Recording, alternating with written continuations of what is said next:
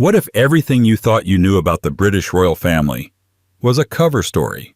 Behind the crowns, the carriages, and the carefully choreographed smiles lies a shadow archive of secret heirs, buried scandals, banned files, and fortunes hidden in plain sight. For over 300 years, the monarchy has perfected the art of hiding the truth behind a velvet curtain.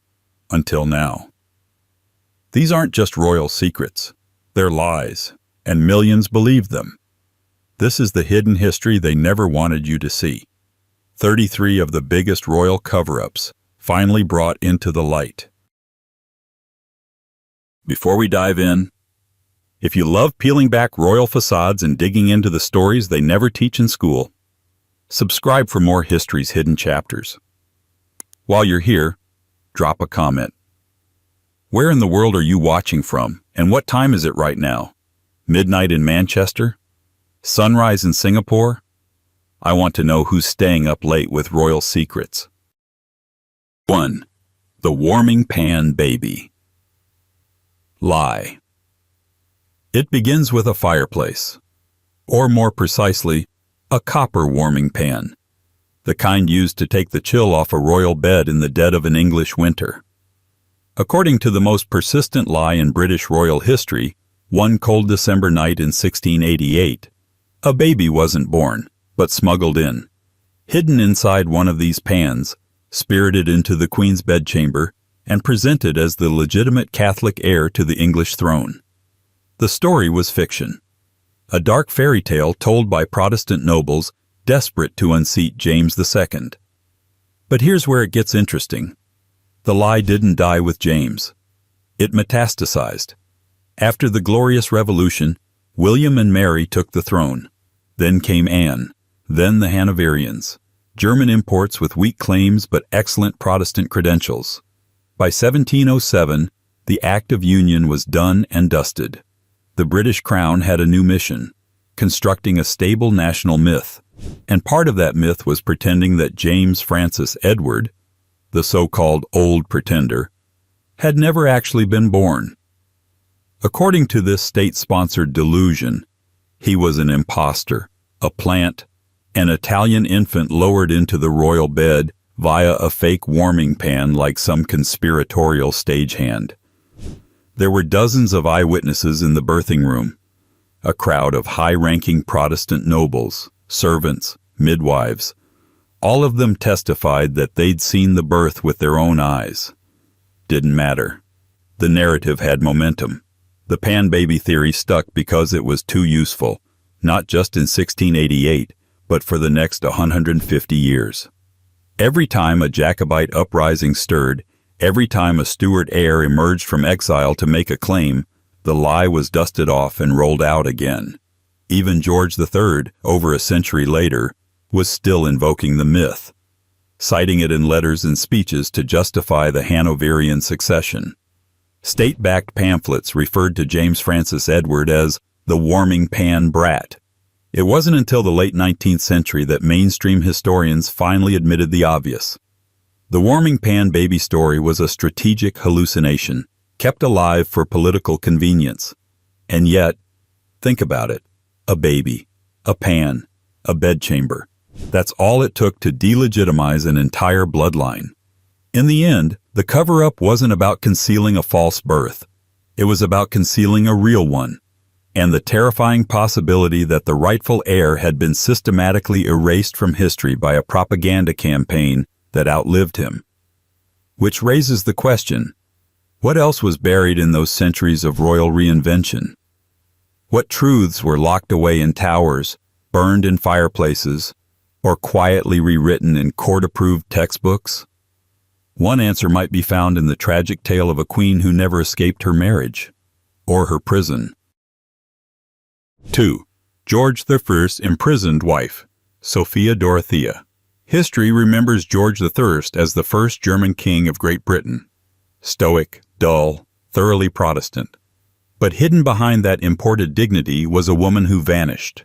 His wife, Sophia Dorothea of Shelley. Officially, she retired.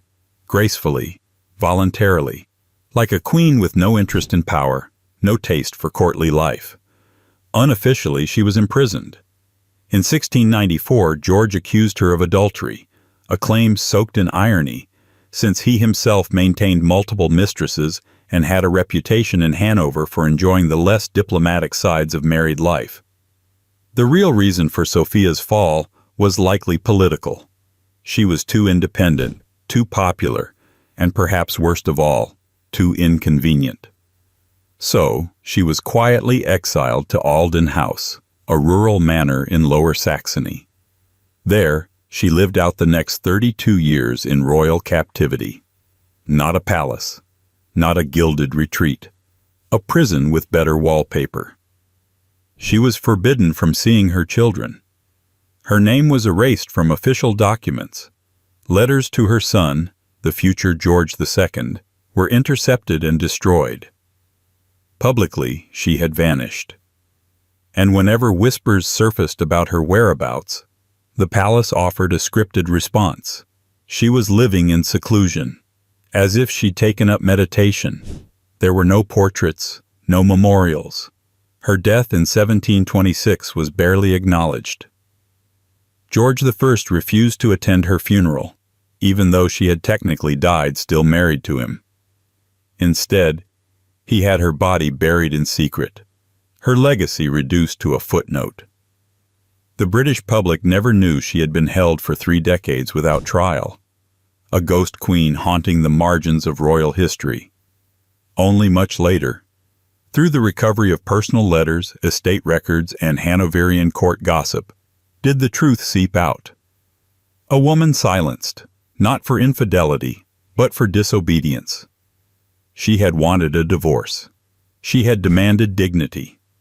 Instead, she got a lifelong sentence of quiet humiliation. And still, the British monarchy kept the lie going. Even after George I was long dead, historians were fed the official narrative. Romanticized biographies cast her as an ill wife, not an imprisoned one. Her children were told she was unfit. The memory of her was scrubbed so thoroughly, it took generations to reconstruct even the outline of her existence. So why did this cover-up last so long? Because it wasn't just about a marriage.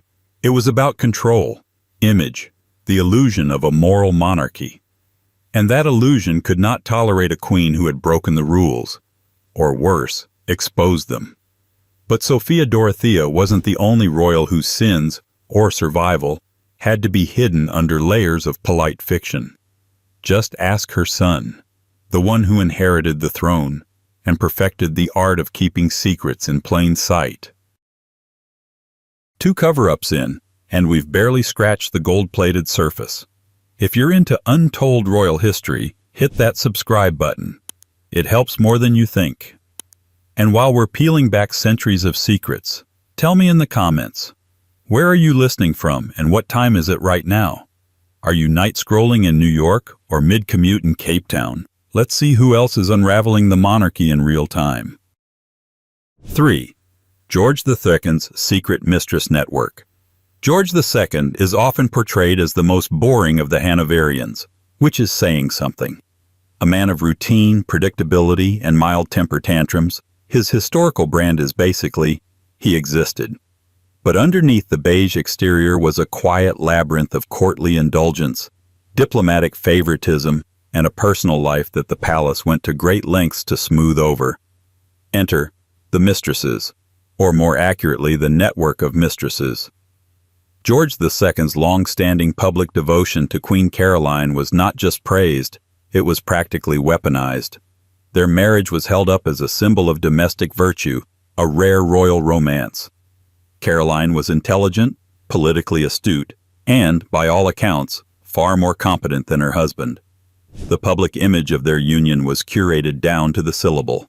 He adored her, she softened him. They were an idealized royal couple. Except, of course, they weren't. Behind palace doors, George maintained a discreet but very real arrangement with a circle of mistresses. Not the flamboyant favorites of Louis XIV, but rather a subdued, bureaucratically managed affair structure. It was the monarchy's own HR-compliant adultery system. At the top of the list, Henrietta Howard, a woman of wit, grace, and careful political neutrality. She lived in her own apartments, maintained official status as a lady of the bedchamber to Queen Caroline, awkward, and was largely tolerated because she didn't cause trouble. And that was the key to the entire operation. No scandal. No letters leaked. No explosive rumors. Everything about George II's extramarital life was curated to never reach the newspapers or the court gossip mill.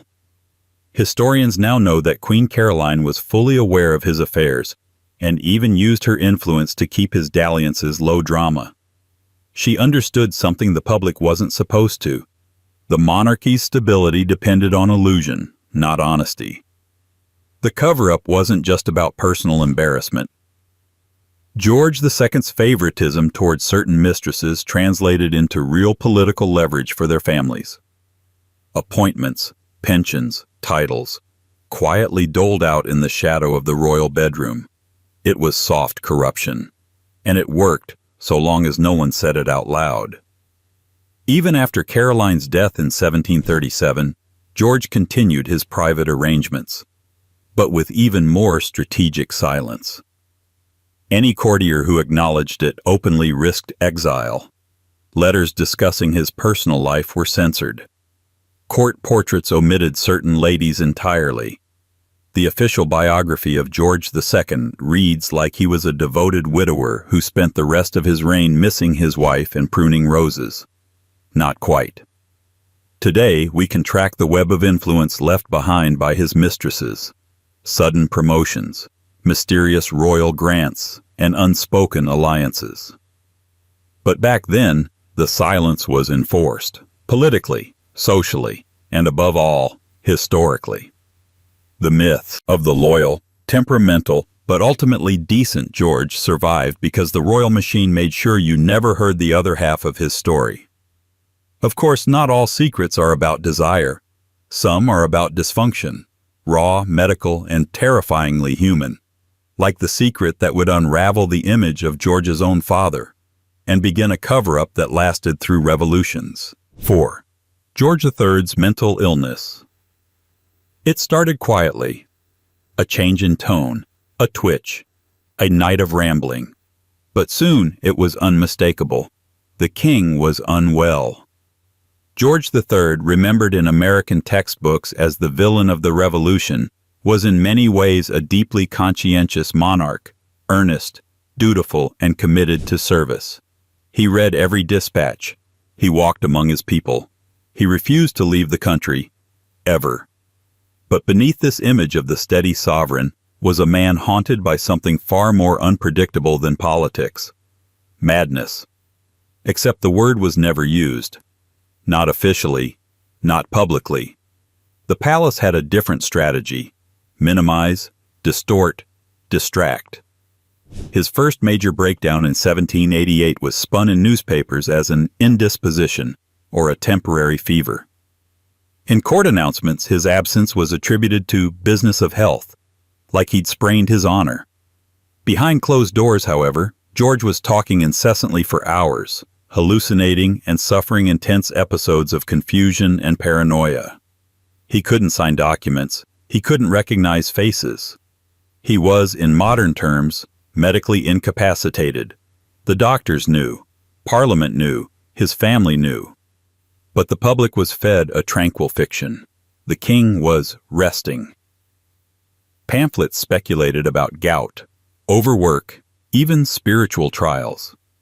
The truth, that the head of the British state was neurologically unfit to rule, was buried with deliberate force. Even his treatment was kept secretive and brutal. Restraints, bleeding, isolation, all supervised by court-appointed physicians who kept detailed notes that were buried in archives for decades. Only centuries later would scholars uncover what really happened. A man deteriorating in slow motion while his handlers fought over who could speak in his name. By 1811, after multiple relapses, Parliament was forced to act.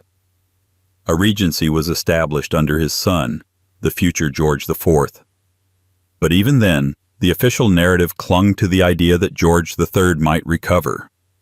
Paintings of him showed a reflective monarch in the gardens. Public statements referred to his melancholy and retirement. Even in total incapacity, the myth of composure was preserved. Medical historians now believe George suffered from porphyria, a rare genetic disorder that affects the nervous system.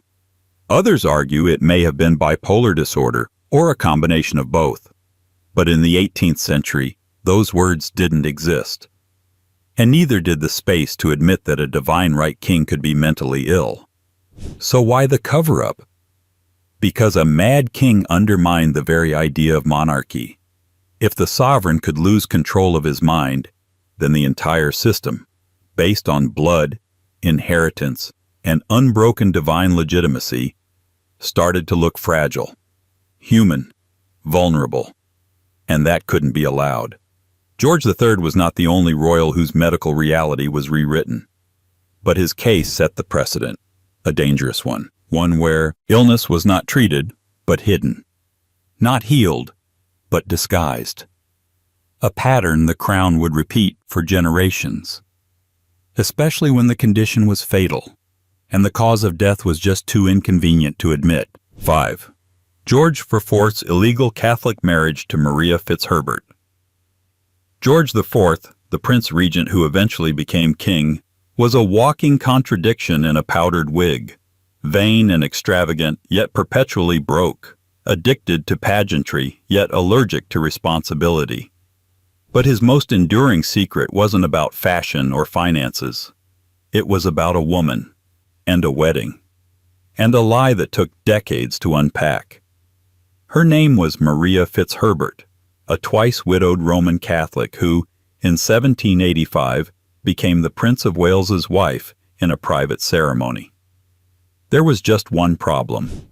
The Royal Marriages Act of 1772 made that union entirely illegal without the king's consent. And there was no way George III was going to approve a marriage to a Catholic. It would have not only violated the law, it would have jeopardized the succession. So, the marriage was denied, suppressed, erased. Publicly, the crown insisted the relationship was merely a romantic entanglement. Rumors were dismissed. Maria was framed as a friend, sometimes even a nurse to the emotionally unstable prince. When George later married Caroline of Brunswick in 1795, this time with state approval, the official record maintained that this was his first and only marriage. But Maria Fitzherbert kept everything: the wedding certificate, the letters, the promises. The Pope himself had issued dispensation for the marriage, and Maria, deeply religious and legally astute, never accepted the idea that her union was invalid. She held on to the documents, depositing them in a bank vault under strict instructions that they not be opened until after her death. Meanwhile, George IV, once king, continued to weave in and out of her life. Even while publicly loathing his official wife Caroline, he privately wrote that Maria was his true spouse. Their bond, strained and secretive, lasted years. But the palace clung to denial like it was protocol. Royal historians of the time sanitized the story.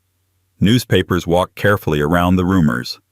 And George himself, who could be both sentimental and politically ruthless, made sure nothing surfaced while he was alive. It wasn't until after his death in 1830 that the truth began to emerge. A trustee opened the Fitzherbert documents and found undeniable proof. The Prince Regent had married a Catholic woman in secret, in defiance of Parliament and Church. And that meant the monarchy had lied to the public for over 4 decades about the personal life of its most visible member. So why go to such lengths to cover it up? Because it wasn't just about personal embarrassment. A Catholic marriage, in the eyes of the law at the time, was not merely inappropriate.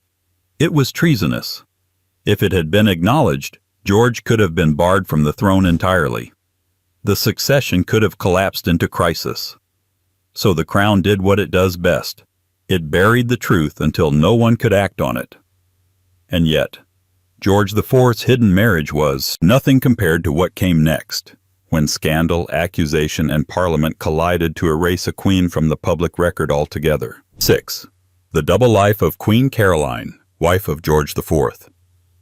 If George IV's life was a Shakespearean drama, then his marriage to Caroline of Brunswick was its most bitter act, a brutal collision of personal spite and public spectacle. But perhaps the most extraordinary part of their story is what the British people were not told: the extent to which their government, their press, and their monarch colluded to erase her from the national conscience.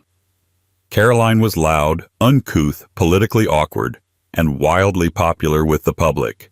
George, by contrast, was overdressed, overspent, and underloved.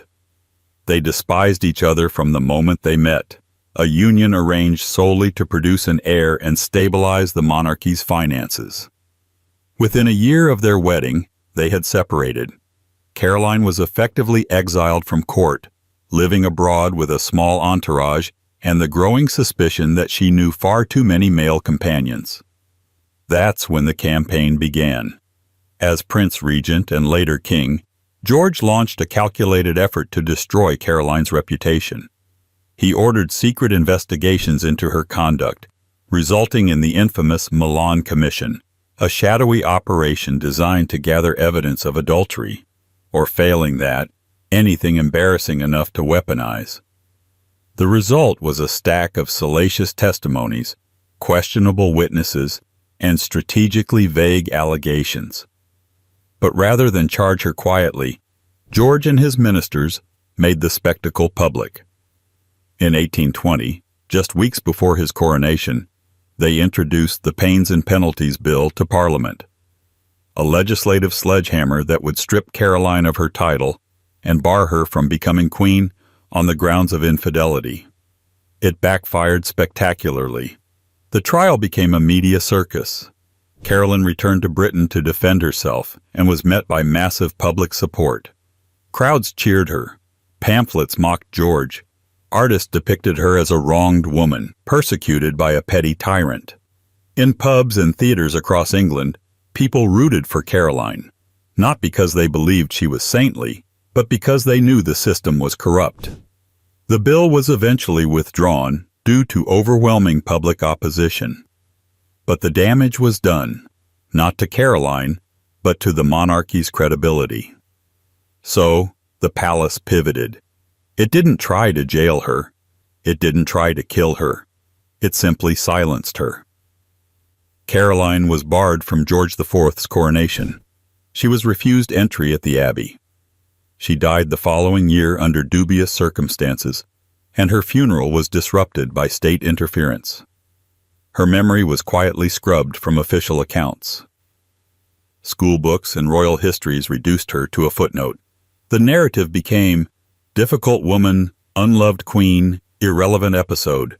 But the truth, buried in letters, court records, and furious newspaper columns, told a different story.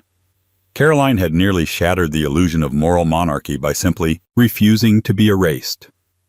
And if that wasn't threatening enough, her story overlapped with something even more fragile. A genetic time bomb hiding in the bloodstream of the most powerful woman in British history. 7. Queen Victoria's carrier status of hemophilia. For all her iron will and cult-like public image, Queen Victoria had one flaw that couldn't be hidden with stately portraits or somber black lace. It wasn't a scandal of politics, religion, or reputation. It was genetic. Small, invisible, and quietly catastrophic. Victoria was a carrier of hemophilia, the so-called royal disease that would ripple through Europe's monarchies like a hereditary ghost. But for over half a century, the British royal family refused to acknowledge it. The palace insisted on silence. The public was told the occasional fragile prince had accidents. They were delicate, unwell, or taken too soon. Never once was the word hemophilia spoken aloud in connection to the British crown during Victoria's lifetime. The lie wasn't in what they said, it was in what they deliberately didn't. It's likely that Victoria herself never fully understood the medical implications of her carrier status.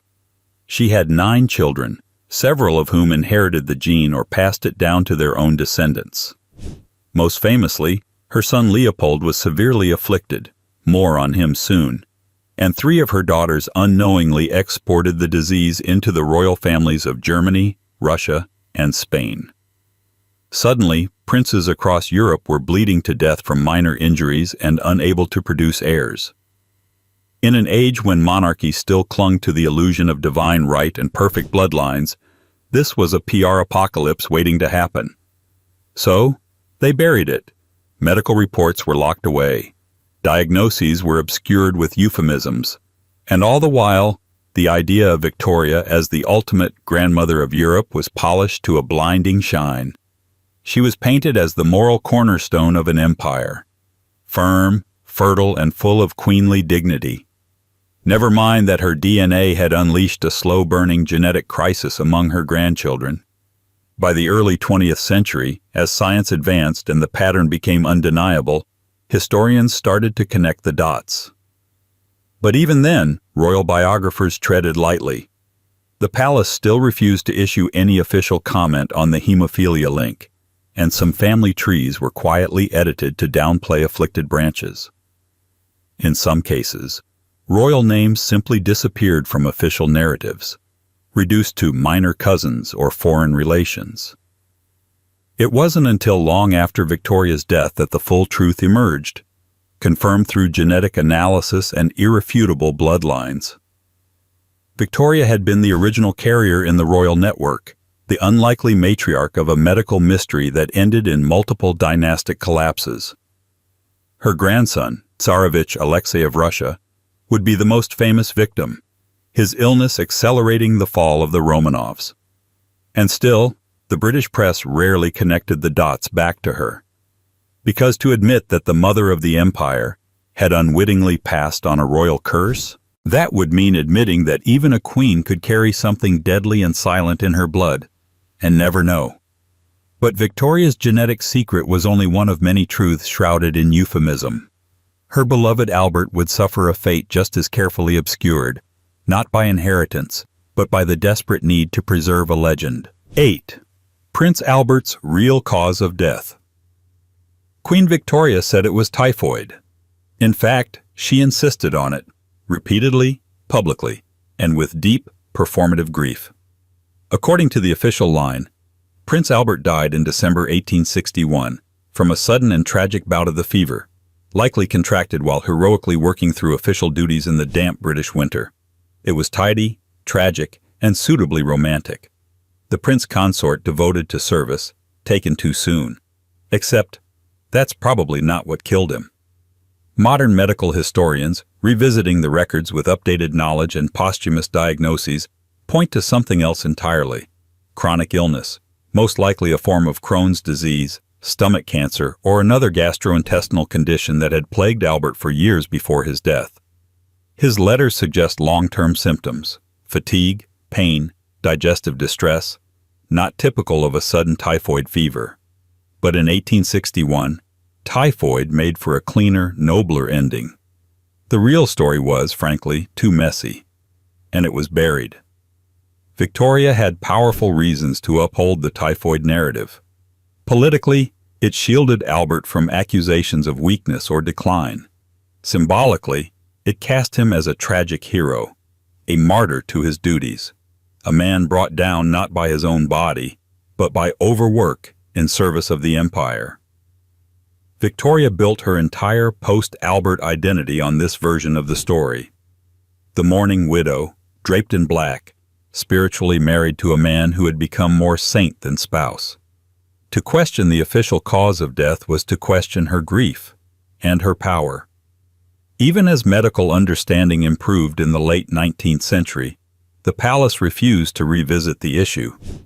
Biographers who suggested alternative causes were shunned or edited. Access to letters and diaries was restricted. The mythology of Prince Albert as noble, vigorous, and healthy remained untouched for decades. Meanwhile, the signs were all there. Albert had been chronically ill for months, possibly years, before his death. His declining health was evident to those closest to him, including his physicians, who quietly wrote of his deteriorating condition but never contradicted the public diagnosis. It wasn't until private papers were released in the 20th century that researchers began to realize the official story simply didn't hold up.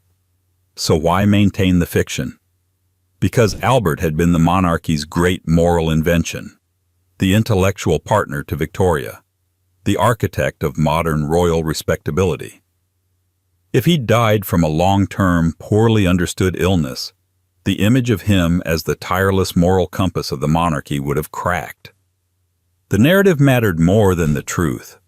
And when you're crafting a legacy, especially one that props up an empire, sometimes it's easier to lie about a man's death than to admit he was dying all along. But illness wasn't the only thing the palace was hiding. Sometimes the problem wasn't who died, it was who lived and who wasn't supposed to. 9. The Secret Life and Death of Prince Leopold, Duke of Albany. Prince Leopold was Queen Victoria's youngest son, her darling boy, born in 1853 with a fragile constitution and a gentle manner. To the public, he was a slightly sickly but well-loved royal, a scholarly, sensitive prince who took after his father's intellect and his mother's emotional depth. But there was something else, something unspoken, that shadowed him from birth to early death. He was a royal with a secret illness.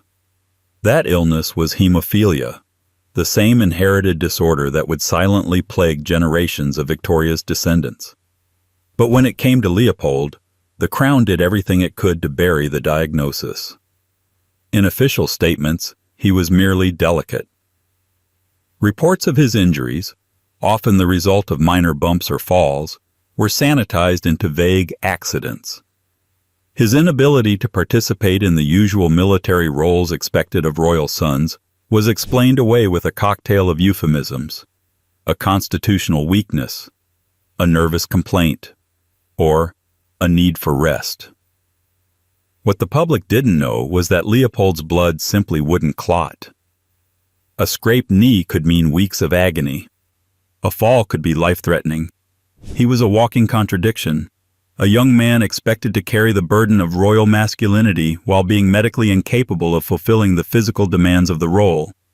Yet no one said the word. Hemophilia wasn't just a medical condition. It was a scandal, a royal weakness, a genetic flaw carried by the most revered monarch in modern British history. To admit Leopold's diagnosis would be to raise dangerous questions about Queen Victoria's own bloodline, questions the monarchy was absolutely not prepared to entertain. So instead, they managed the narrative. Leopold was given honorary military titles, but never allowed active service. His movements were restricted, always cloaked in concern for his health.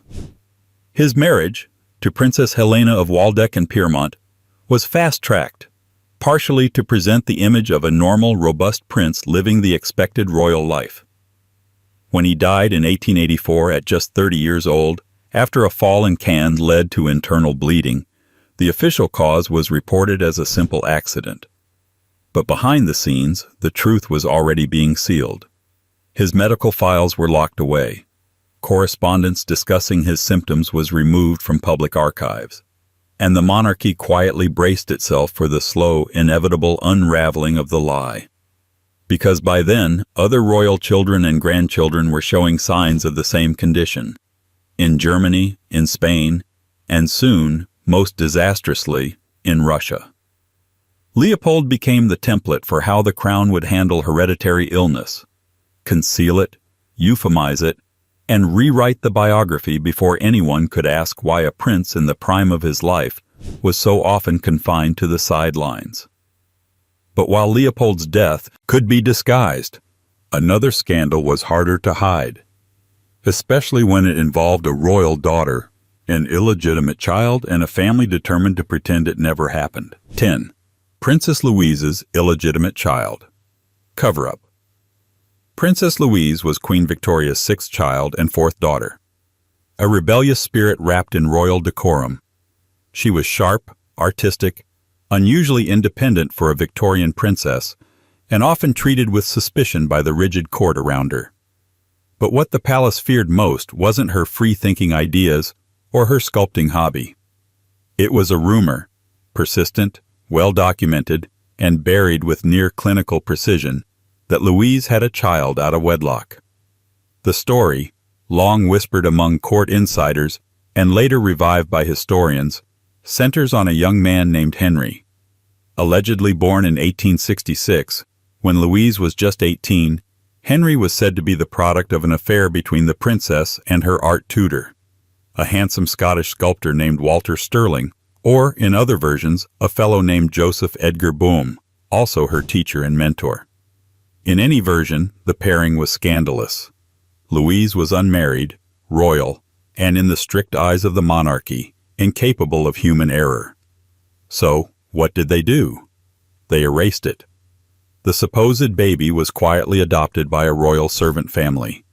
Any records of birth were either altered or sealed. The correspondence between Louise and her tutors disappeared. Royal archives related to her teenage years were sealed for over a century. Some remain restricted even now. The family line of the alleged child was told not to speak of it, and most didn't. Until the 20th century. It was then that researchers began to piece the puzzle together. A young man, remarkably well educated for his class, connected to royal pensions, and known to have received discreet patronage throughout his life. Letters referenced Louise's little one in code. A photograph emerged, grainy, faded, of a boy who bore an uncanny resemblance to Prince Arthur, Louise's brother. Genetic links were proposed but not officially tested, and still the palace said nothing. To this day, the British monarchy has never acknowledged the possibility that one of Queen Victoria's daughters may have had a child outside of marriage. The story remains unconfirmed in the technical sense, but the circumstantial evidence grows more compelling with every archival revelation. The secrecy itself speaks volumes. The lengths to which records were hidden, especially in an institution famous for obsessive documentation, suggest that something happened, something worth burying. Why go to such lengths? Because Louise was supposed to represent the modern royal woman, educated, artistic, respectable. An illegitimate child would have shattered that image, especially in the conservative social framework of Victorian England. Worse, it would have spotlighted the very human vulnerabilities the monarchy worked so hard to suppress. So, like so many royal realities, this one was carefully managed, boxed, and filed under rumor. Not because it wasn't true, but because the truth was too dangerous to admit. And yet, this wasn't the only reinvention happening behind palace doors. The next scandal wouldn't just change a family's name, it would erase their entire identity. 11. The 1917 name change to Windsor. In July 1917, amid the roar of the First World War and the growl of anti-German sentiment across Britain, King George V made a quiet but seismic move. He changed the name of the royal house. Just like that, the House of Saxe-Coburg and Gotha, the German-sounding dynasty that had ruled Britain since Queen Victoria's marriage to Prince Albert, was rebranded as the House of Windsor. The official line, a necessary step to align the monarchy with the British people in a time of war. But that's not the full story. The name change was more than a cosmetic update. It was a cover-up, a linguistic disguise, a desperate attempt to hide just how German the British monarchy actually was. By 1917, Britain was deep into a brutal war against the German Empire. Towns were being bombed. Young men were dying en masse. Anti-German riots had broken out across the UK. Newspapers whipped up nationalist fervor, and anything with a German-sounding name became a target. Shops were looted. Dachshunds were kicked in the streets. Even the royal family, sitting in their palaces and palatial summer estates, couldn't escape the growing rage. The problem? They were German. Not vaguely, distantly, or ambiguously, but deeply, bureaucratically, and embarrassingly German. George V's family tree read like a who's who of continental nobility. His mother was Danish, his wife was a German princess, and his cousins sat on the thrones of Germany and Russia. His own last name was Saxe-Coburg and Gotha, a double-barreled badge of Germanic aristocracy. The tipping point came when a German aircraft, the Gotha G-4 bomber, dropped bombs on London. Headlines screamed, "Gotha attacks," and within days the absurdity of the King of England sharing a name with an enemy warplane became impossible to ignore. So George V did what monarchs rarely do. He surrendered to PR. He issued a royal proclamation declaring that from henceforth his family would be known as the House of Windsor. The name was English, solid, and just coincidentally borrowed from Windsor Castle, a royal residence already steeped in national symbolism. What wasn't mentioned in the announcement? That the family also quietly anglicized their own personal surnames. Battenbergs became Mountbattens. Tecks became Cambridges. Even the future Louis Mountbatten, uncle to Prince Philip, changed his name to sound less like a Prussian general and more like an English country gentleman. The public accepted the change. But the truth of the matter, the calculated cover-up of foreign bloodlines, was concealed behind patriotic rhetoric. The palace destroyed or sealed documents linking the family to certain German relatives. Correspondence was edited or lost. Photos were quietly removed from albums. It wasn't until decades later that historians pieced together how profound the transformation had been, not just a renaming but a rewriting of identity, executed in the name of survival. But name changes and repackaging only go so far. You can erase a surname. But what do you do with a child whose very existence threatens the illusion of royal perfection? You send him away, far enough to forget, quiet enough to vanish. 12. The burying of Prince John, epilepsy and autism. He was the fifth son of King George V and Queen Mary. Born in 1905, Prince John entered the world with royal status and a doting family. But by his teenage years, he had become a royal ghost, unseen, unmentioned, and eventually almost entirely forgotten. For decades, few people even knew he existed. Those who did were told he had died young due to ill health. In truth, Prince John was hidden away, buried in life long before he was buried in death. The reality was more uncomfortable than the palace dared admit. Prince John likely had epilepsy and autism, conditions that, in the early 20th century, were poorly understood and even more poorly tolerated. In a monarchy obsessed with image, decorum, and the myth of perfection, a neurodivergent prince was a threat. And so, beginning around age 11, John was removed from court life altogether and sent to live at Wood Farm on the Sandringham estate. Out of sight, out of history. There were no public photographs of him after this point. He didn't attend family events. He wasn't seen at church or parades. The royal press office never mentioned his name again. To the outside world, he had simply disappeared. Inside the family, accounts vary. Some relatives wrote fondly of John, describing him as sweet-natured, energetic, and fond of practical jokes. Others treated his condition as something shameful. His mother, Queen Mary, known for her impeccable composure and deep emotional reserve, rarely visited.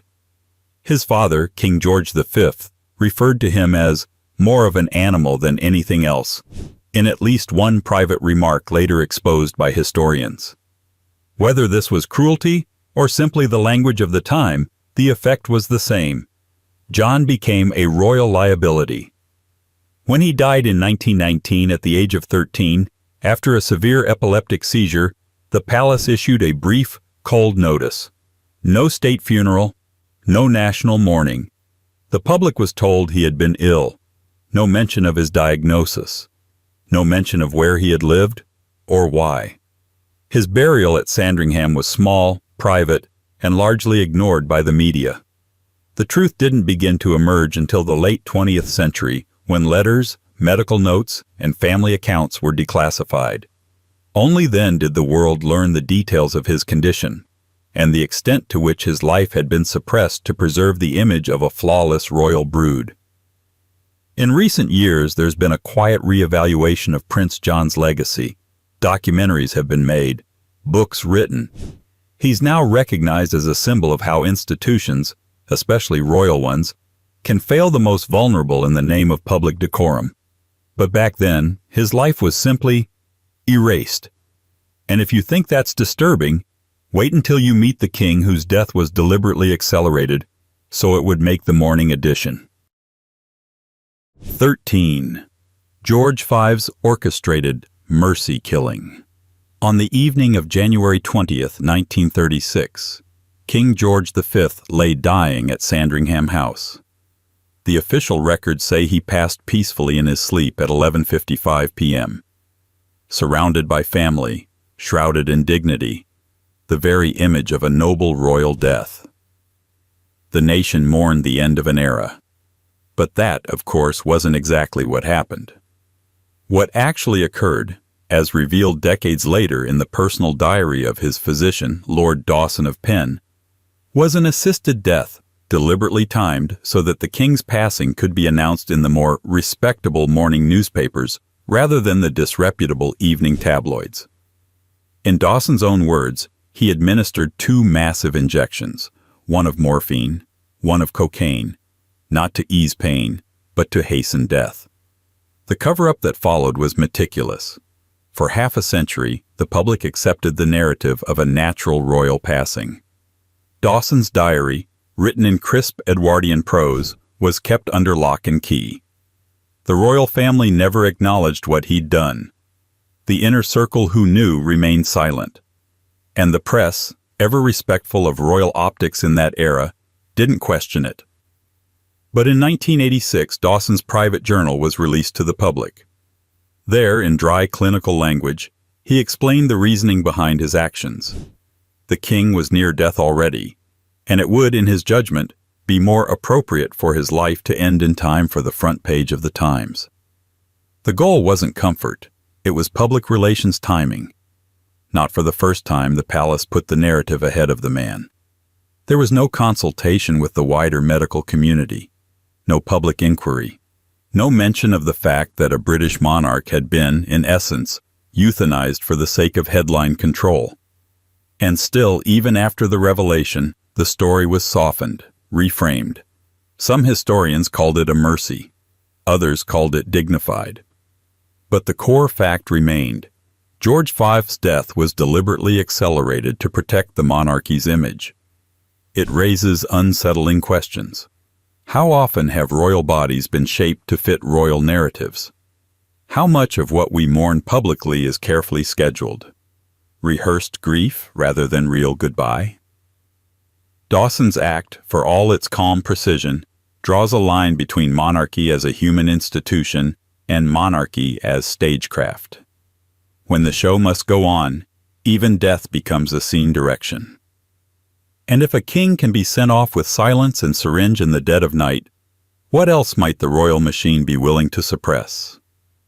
As it turns out, quite a bit, including the existence of 2 royal relatives who were quite literally written off as dead while they were very much still alive. 14. Nerissa and Catherine Bowes-Lyon institutionalization.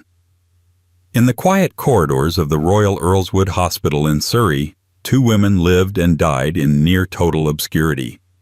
They were not ordinary patients. They were Nerissa and Catherine Bowes-Lyon, nieces of Queen Elizabeth, the Queen Mother, first cousins to Queen Elizabeth II herself, and for most of their adult lives, the British royal family pretended they did not exist. Born in 1919 and 1926 respectively, the sisters were developmentally disabled, with cognitive impairments diagnosed early in life. As young girls, they were quietly moved out of the public eye, first to private care, then eventually to a state-run institution. By the early 1940s, both had been placed in Earlswood, where they would remain for decades. The official record, or rather, the royal version of it, claimed they were dead. Literally. In the 1963 edition of Burke's Peerage, the authoritative guide to aristocratic genealogy, Nerissa and Catherine were both listed as deceased. Not misplaced, not unwell. Dead. The lie held for over 30 years.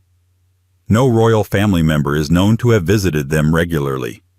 Their existence was not publicly acknowledged. Their care was not publicly funded by the palace, though reports indicate they survived on modest allowances from a family trust. At Earlswood, the sisters lived in modest conditions. Hospital staff were reportedly unaware of their royal lineage for years.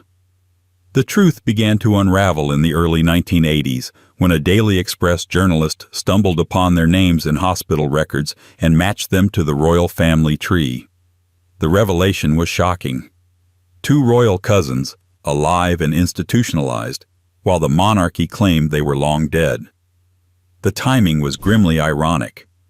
This was the same period when Princess Diana was being praised for breaking stigma around disability and illness. Behind the scenes, the palace had erased its own blood. When the story broke in 1987, public reaction was swift and uncomfortable. There were no press conferences, no apologies, just vague statements of sympathy and privacy. Royal spokespeople maintained that the Queen Mother had believed the sisters were properly cared for, and that any listing of their deaths in Berks was an error that lasted decades, an error printed and republished, an error in duplicate. To this day, the depth of the cover-up remains murky. Who made the decision to list them as dead? Why wasn't the truth corrected? Why did no senior royals, not even those with extensive charitable portfolios in healthcare, acknowledge their existence? Nerissa died in 1986, buried in a grave marked with plastic and tape. Catherine lived until 2014. She died in obscurity, long after the cameras had moved on. And yet, their lives represent one of the most disturbing royal cover-ups, the systemic erasure of the inconveniently vulnerable. It wasn't the first time the monarchy rewrote its own family tree, and it certainly wasn't the last. Next came a story even more dangerous to national memory. A king who didn't just abandon his throne, but nearly betrayed his country. 15. Edward VIII's Nazi sympathies. He was the king who never got crowned. The man who gave up the throne for love, as the legend goes. A romantic tragedy sealed in sepia-toned photographs of Edward VIII walking away from Buckingham Palace. Heartbroken but noble. That's the story we're supposed to remember. But behind the myth of abdication lies a much darker reality. One that the British establishment spent decades suppressing, redacting, and quietly hoping the public would never piece together. Because Edward VIII didn't just fall in love with Wallis Simpson. He fell in sympathy with the Nazis. The full extent of Edward's views and his actions weren't revealed until long after World War II had ended. During the war itself, he was kept out of the country and out of the loop. Exiled to the Bahamas as governor, placed in a decorative colonial role far from Europe, the royal family painted it as a respectful retirement. What they didn't say was that he was being deliberately sidelined, neutralized, and hidden, because he had become a liability. In the years leading up to World War II, Edward had openly admired Hitler's Germany. He made official visits. He shook hands with Nazi officials. And in 1937, a year after abdicating, he and Wallis toured Germany, meeting high-ranking Nazis, including Adolf Hitler himself. The photographs exist. The footage exists. And still, for years, royal biographies conveniently omitted these details, framing the trip as an ill-advised holiday rather than what it truly was, a public relations disaster for the monarchy. But it gets worse. Declassified documents, especially the infamous Marburg files recovered by Allied forces in 1945, suggest that Edward may have gone far beyond passive admiration. According to intercepted communications between Nazi officials, Edward expressed a desire to return to the throne after a German victory. He reportedly encouraged the bombing of British cities to demoralize the population and force Churchill's government to negotiate peace. The Nazis, in turn, drafted plans to reinstate Edward as king in the event of a successful invasion, a puppet monarch for a conquered Britain. They called it Operation Willy. When the Marburg files were discovered, the British government panicked. officials moved quickly to suppress them, pressuring the Americans and the French to delay or redact key sections. Historians were denied access for decades. The official royal line continued to paint Edward as misguided, naive, politically unsophisticated, anything but treasonous. And yet, the evidence grew. Eyewitness accounts, diaries, communications, all pointed toward a man whose political instincts were not just problematic, but dangerous. A man whose abdication, once seen as a romantic sacrifice, now appeared more like a strategic removal to protect the crown from scandal and potential treachery. Even now, the story remains half-whispered. Some royal commentators insist Edward was simply used by the Nazis, flattered, manipulated, nothing more. But the fact remains, while Britain prepared for war, its former king was flirting with fascism. And the only thing more shocking than his sympathies was how long the truth stayed buried. But the cover-up didn't stop there. Because Edward wasn't the only one hiding dangerous associations. His wife, Wallis Simpson, the American divorcee who became Duchess of Windsor, had secrets of her own, and the Crown made sure they stayed that way. 16. Secret surveillance and files on Wallis Simpson. Wallis Simpson was many things: socialite, divorcee, Duchess of Windsor. But above all, she was a problem. Not just for the British royal family, but for the intelligence community, the press, and the monarchy's entire myth-making machinery. From the moment her relationship with Edward VIII began to gain traction, Wallis was seen not as a woman, but as a threat that needed managing. Officially, the story was always simple.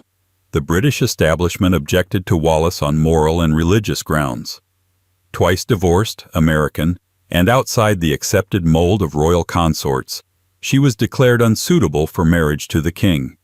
That line was easy to sell. It framed Edward's abdication as tragic and noble.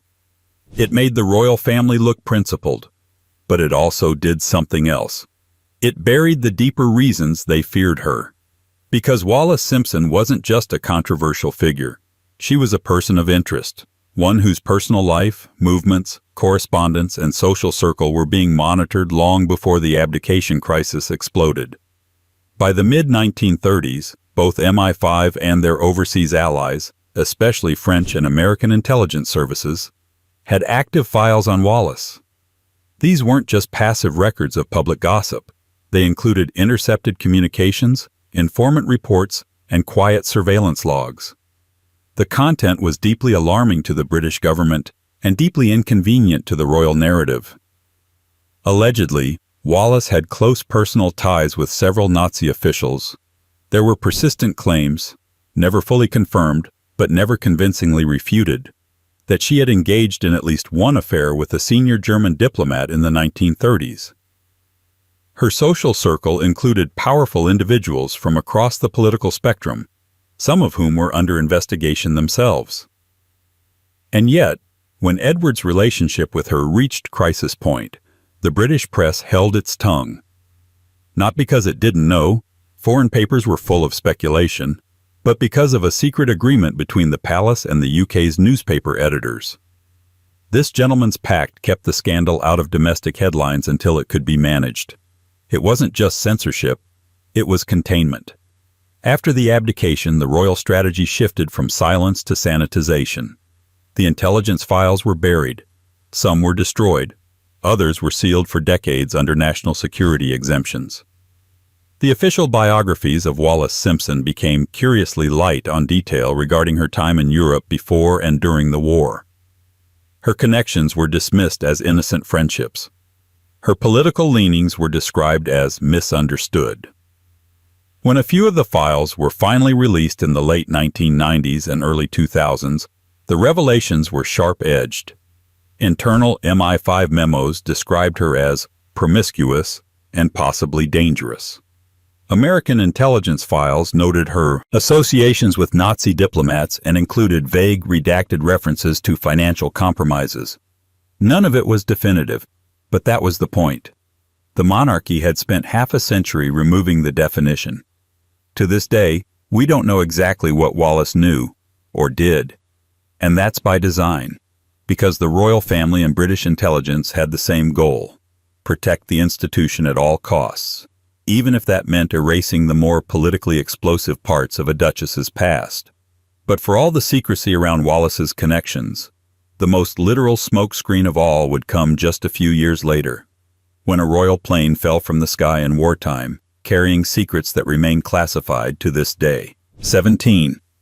The Duke of Kent's mysterious 1942 plane crash.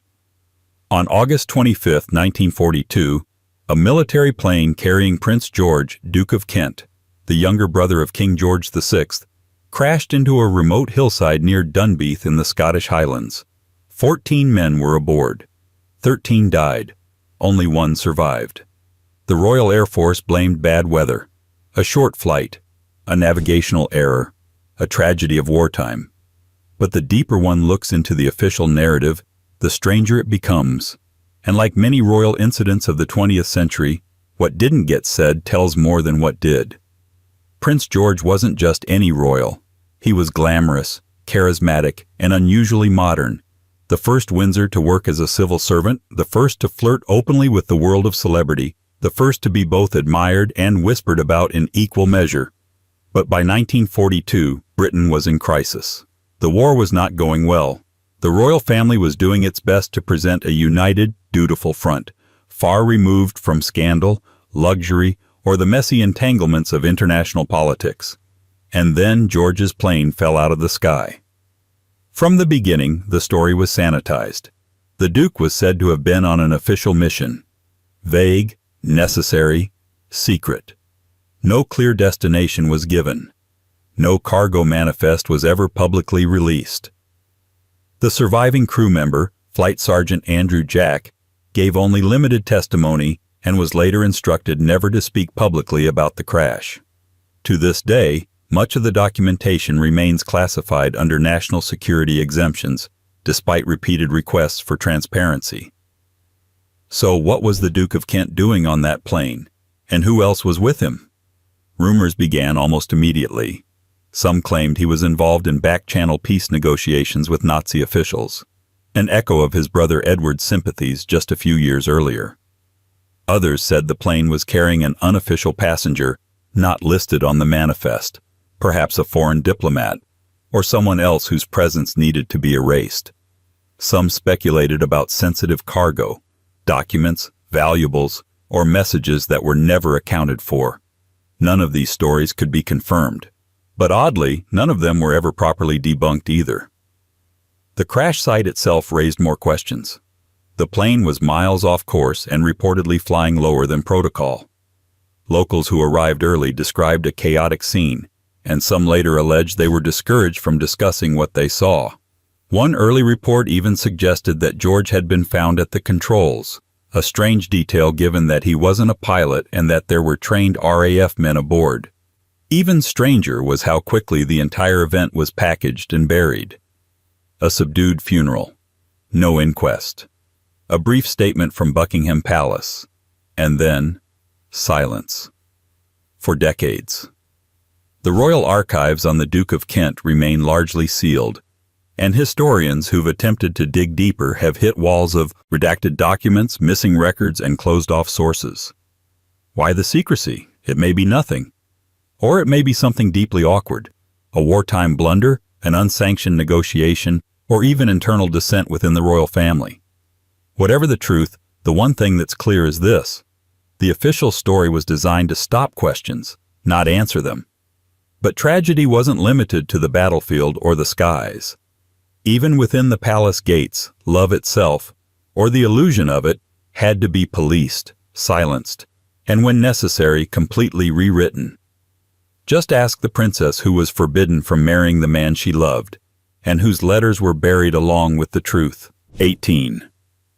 Princess Margaret's forbidden love affair with Peter Townsend. She was the glamorous younger sister of the Queen, elegant, sharp-tongued, and always a step too modern for the palace corridors she was raised in. Princess Margaret was the royal family's flare of color in a sea of protocol gray. But in the early 1950s, her reputation collided with a carefully constructed boundary the monarchy had no intention of letting her cross. Love. His name was Group Captain Peter Townsend, a decorated war hero, former equerry to King George VI, and a man the British press once described as handsome, in the quietly dangerous way of a fighter pilot. He was everything a young royal might fall for: mature, refined, loyal. But he was also divorced, and that made him untouchable. The romance blossomed quietly, almost tenderly, during a time of immense grief. After the death of her father in 1952, Margaret leaned on Townsend for support. He, in turn, offered stability. But what began as a comfort quickly became something deeper. By the time whispers of their relationship reached the ears of the palace, the couple were in love and discussing marriage. This was unacceptable. Not because he was unworthy, Townsend was widely respected, but because divorce, at that time, remained one of the monarchy's most radioactive taboos. The Church of England, of which Margaret's sister was now the supreme governor, did not permit marriage to a divorced person whose ex-spouse was still living. The monarchy, still reeling from the Edward VIII abdication crisis only 16 years earlier, could not afford another scandal involving love versus duty. So, the palace moved fast. Townsend was reassigned to a diplomatic post in Belgium. Officially, it was a routine career posting. Unofficially, it was banishment. The couple were separated for 2 years, under the guise of giving Margaret time to reflect. In reality, they were buying time for public opinion to shift, or, more cynically, for the affair to cool off under controlled distance.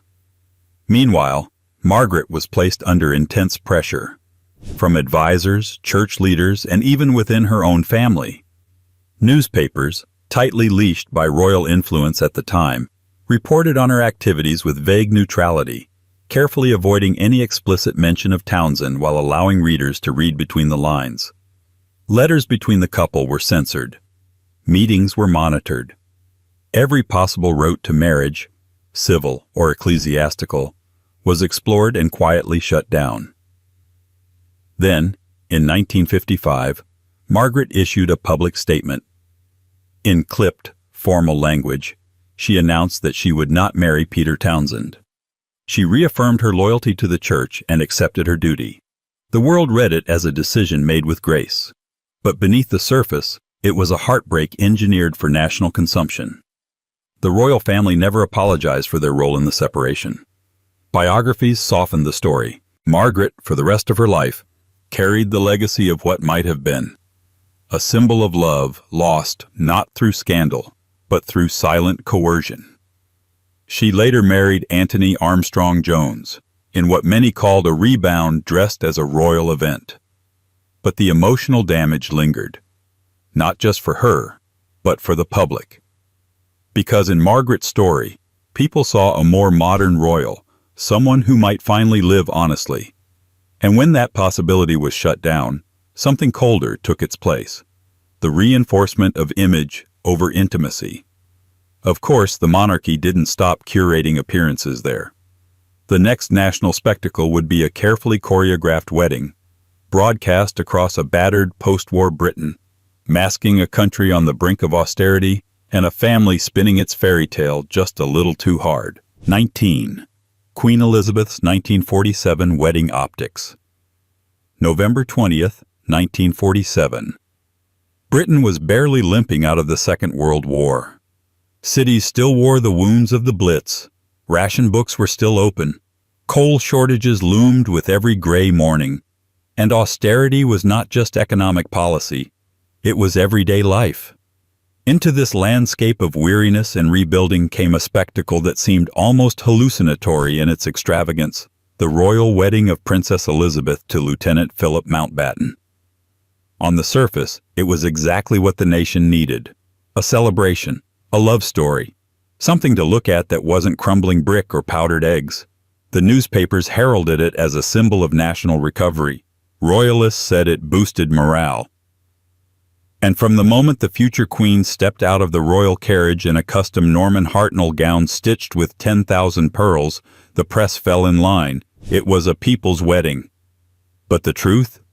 The palace orchestrated a full-scale optical illusion. What was sold to the public as a modest affair in keeping with the times was, in fact, one of the most expensive state-adjacent events of the decade, bankrolled and resourced in ways the average British citizen couldn't fathom, let alone afford. And the most strategic cover-up wasn't about what was spent.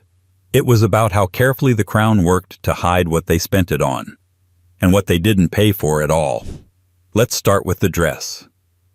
Officially, Elizabeth purchased the fabric using clothing ration coupons, just like any other citizen. In reality, those coupons were supplemented by hundreds of extras quietly gifted by the government, and by a public donation campaign that walked the blurry line between patriotism and PR manipulation. Thousands of women across Britain sent in their own coupons, some willingly, others under the belief that it was expected of them. Most were never used. Some were even returned with thank you notes written by palace staff. The gesture was symbolic. But the symbolism, like most royal pageantry, served power before honesty. Then there were the gifts. Officially, the couple received 2,500 wedding presents, many from foreign governments, heads of state, or wealthy patrons. But what wasn't emphasized was the scale of diplomatic choreography behind those gifts. Items from controversial countries or suspect donors were discreetly declined or unacknowledged. The ones displayed publicly were chosen for their narrative value: unity, continuity, soft empire. Behind the scenes, there was discontent. Letters from MPs and civil servants reveal unease about hosting such a lavish event, while food rations remained in place and infrastructure crumbled. The British government quietly debated whether the crown should contribute to the costs. It didn't. The royal family paid for private expenses, while public resources, from security to broadcasting to transport, were absorbed by the state. And let's not forget the coverage. The BBC's broadcast of the ceremony was carefully stage-managed. Cameramen were instructed to avoid unflattering angles. Commentators were given scripts that emphasized tradition and emotional significance, not expenditure. Any logistical hiccup was edited out in post-production. The message was clear. This was not opulence. This was national dignity. But many in post-war Britain didn't see it that way. Letters to editors from the time reflect a quiet resentment. Why, in a nation still digging out of rubble, was one family allowed to gild their lives in pearls and gold? Why was a wedding being used to rebrand austerity as romance? Because the monarchy has always relied on ritual to rewrite reality. And in 1947, it needed the public to believe that the future queen's marriage was not just a celebration, but a reassurance that the old order still worked. Of course, the old order required more than public fairy tales. It required control over media, over memory, and especially over how the queen's image would be broadcast when her own coronation came just 6 years later. 20. The palace's role in the 1953 coronation narrative. On June 2, 1953, a 27-year-old woman walked into Westminster Abbey and emerged a queen. Cameras rolled, trumpets blared, crowds wept in the streets, holding newspaper pages as makeshift umbrellas against the gray London drizzle. For the first time in history, a British coronation was broadcast live on television. A defining moment, they said, not only for Queen Elizabeth II, but for the entire modern monarchy. But if you look past the edited reels, the pristine newsreels, and the official biographies, you'll find that the coronation of 1953 wasn't just a ceremony. It was a carefully staged performance, one that concealed more than it revealed. The palace presented the event as a flawless piece of continuity, medieval ritual meeting modern media, a queen chosen by God and beamed directly into the living rooms of the people. But in reality, the coronation was plagued by anxiety, tension, and an almost obsessive level of control, all of it tightly wrapped in a smiling public face. First, there was the queen herself.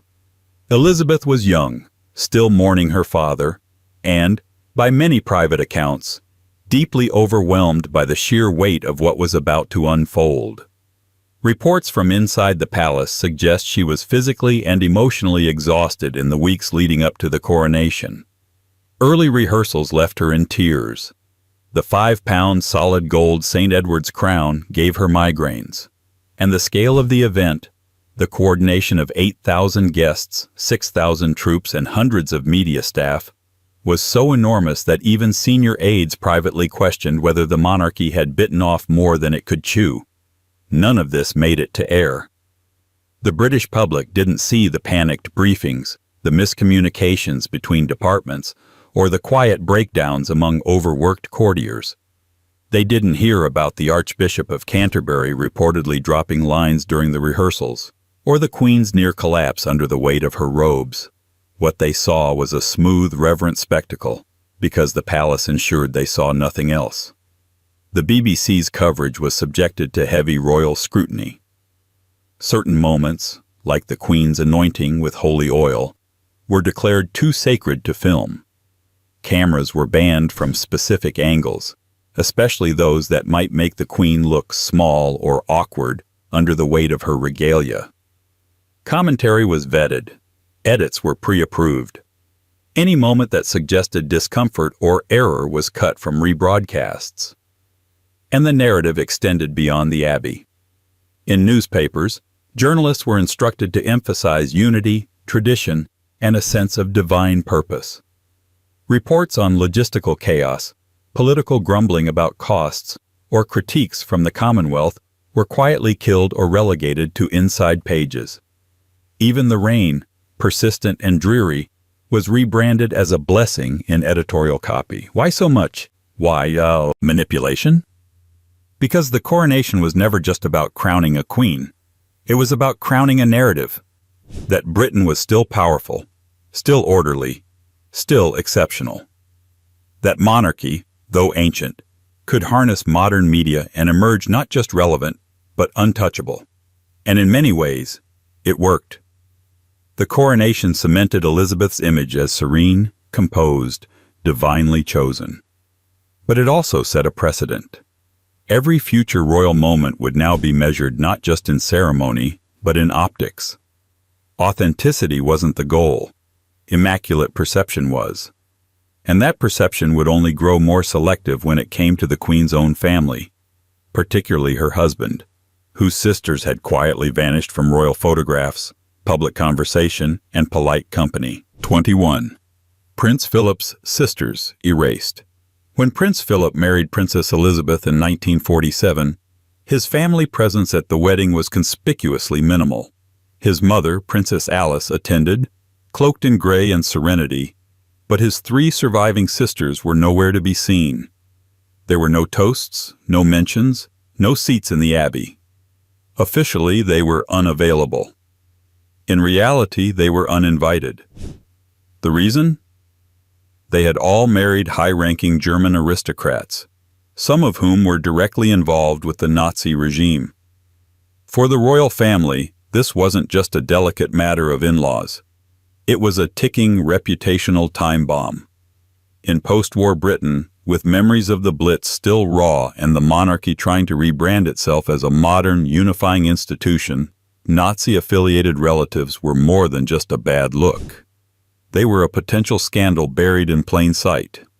Prince Philip's 4 sisters, Margarita, Theodora, Cecilia, and Sophie, had all married into German nobility during the 1930s. These weren't distant, apolitical marriages to forgotten princes in crumbling castles. These were connections to men with real influence in Hitler's Germany. Prince Christoph of Hesse, Sophie's husband, was a high-ranking officer in the SS and worked in Goering's personal staff. Another brother-in-law was a known Nazi party member with ties to the Luftwaffe. Cecilia's story is especially harrowing. She and her husband, Grand Duke George Donatus, both Nazi party members, died in a 1937 plane crash along with 2 of their children, a tragedy so dramatic that it was nearly impossible to erase. And yet, in royal biographies and British media, it was politely ignored or reframed as a remote family misfortune. The politics, The uniforms, the swastikas, omitted. When Philip became engaged to Elizabeth, the palace went into quiet damage control mode. The British public knew little about his family, and that was the way the monarchy wanted it. His German lineage was repackaged as European heritage, and his sisters were scrubbed from the narrative. Their names rarely appeared in press coverage. Photographs of Philip's early years were selectively cropped or discarded. When British newspapers did mention his sisters, it was often in vague terms, with no mention of their husbands' affiliations. Behind closed doors, the situation was tense. Courtiers reportedly debated whether Philip's background might hurt Elizabeth's popularity. Some urged for the marriage to be delayed until more time had passed since the war. Others suggested bringing in publicists to quietly manage the optics. In the end, the wedding went ahead, but with sanitized guest lists and strict media coordination.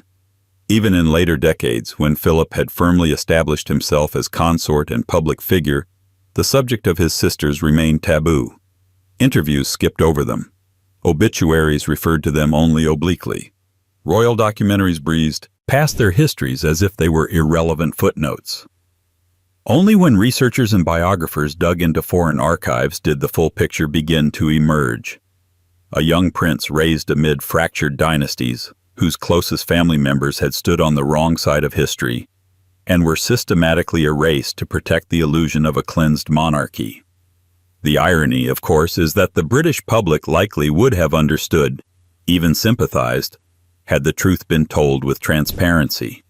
But in the House of Windsor, illusion has always taken precedence over admission, and when the cracks began to show, even in far corners of the empire, the crown's instinct was always the same: deny, deflect, and bury.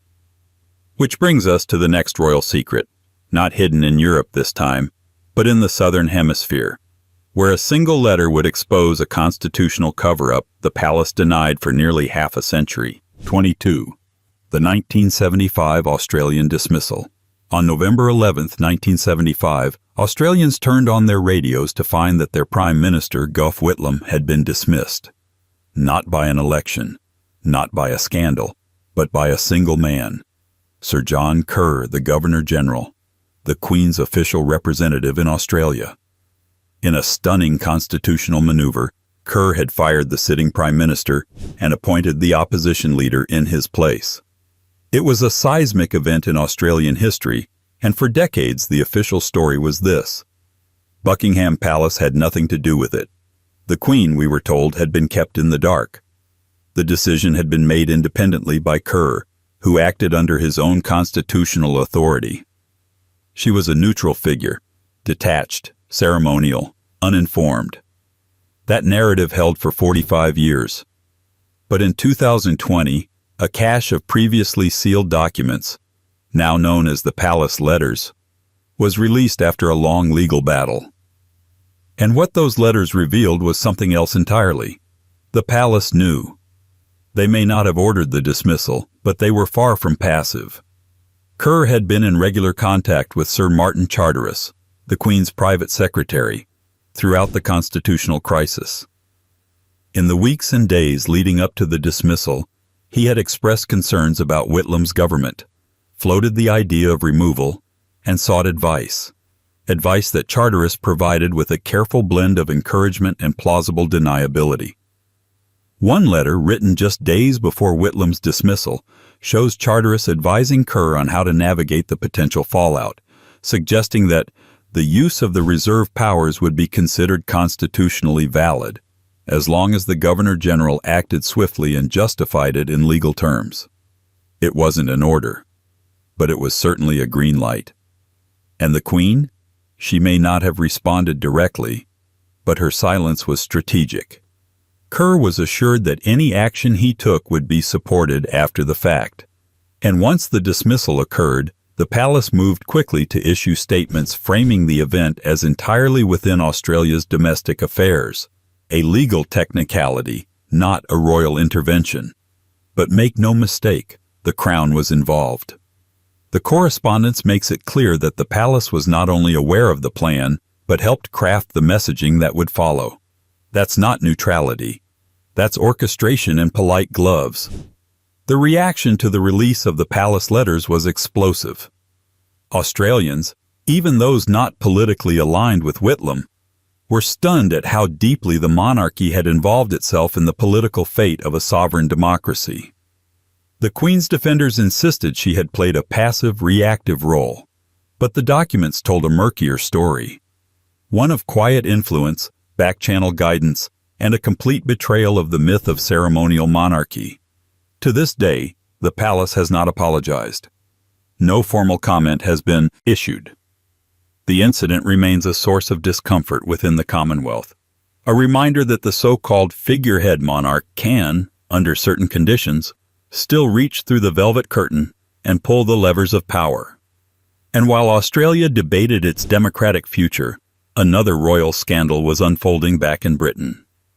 A quieter affair, whispered about for decades, finally erupted into public view, one that would fracture the image of a fairy tale prince and expose just how long the crown had been shielding a love story they never stopped trying to control. 23. The Charles-Camilla Affair, 1970s, 1990s. For nearly 2 decades, the British public was sold a royal love story, but it wasn't the real one. Officially, Prince Charles had married the radiant Lady Diana Spencer in 1981 in a fairy tale wedding watched by 750 million people around the world. A shy kindergarten teacher and the heir to the throne. Destiny in a tiara. The perfect couple. But behind palace gates and heavily edited public appearances, another relationship had never truly ended.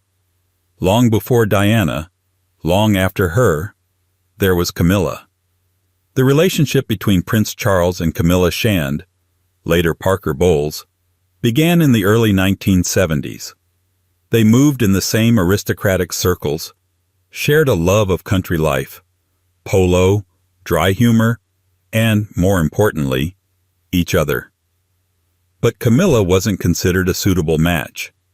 She wasn't virginal enough, royal enough, or media-friendly enough.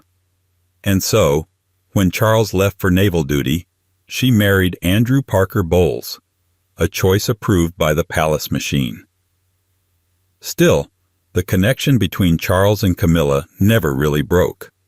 As Diana later described it in her own words, "There were 3 of us in this marriage." But that wasn't public knowledge at the time. The palace, the press, and the royal rota had formed an unspoken alliance. Keep the affair invisible.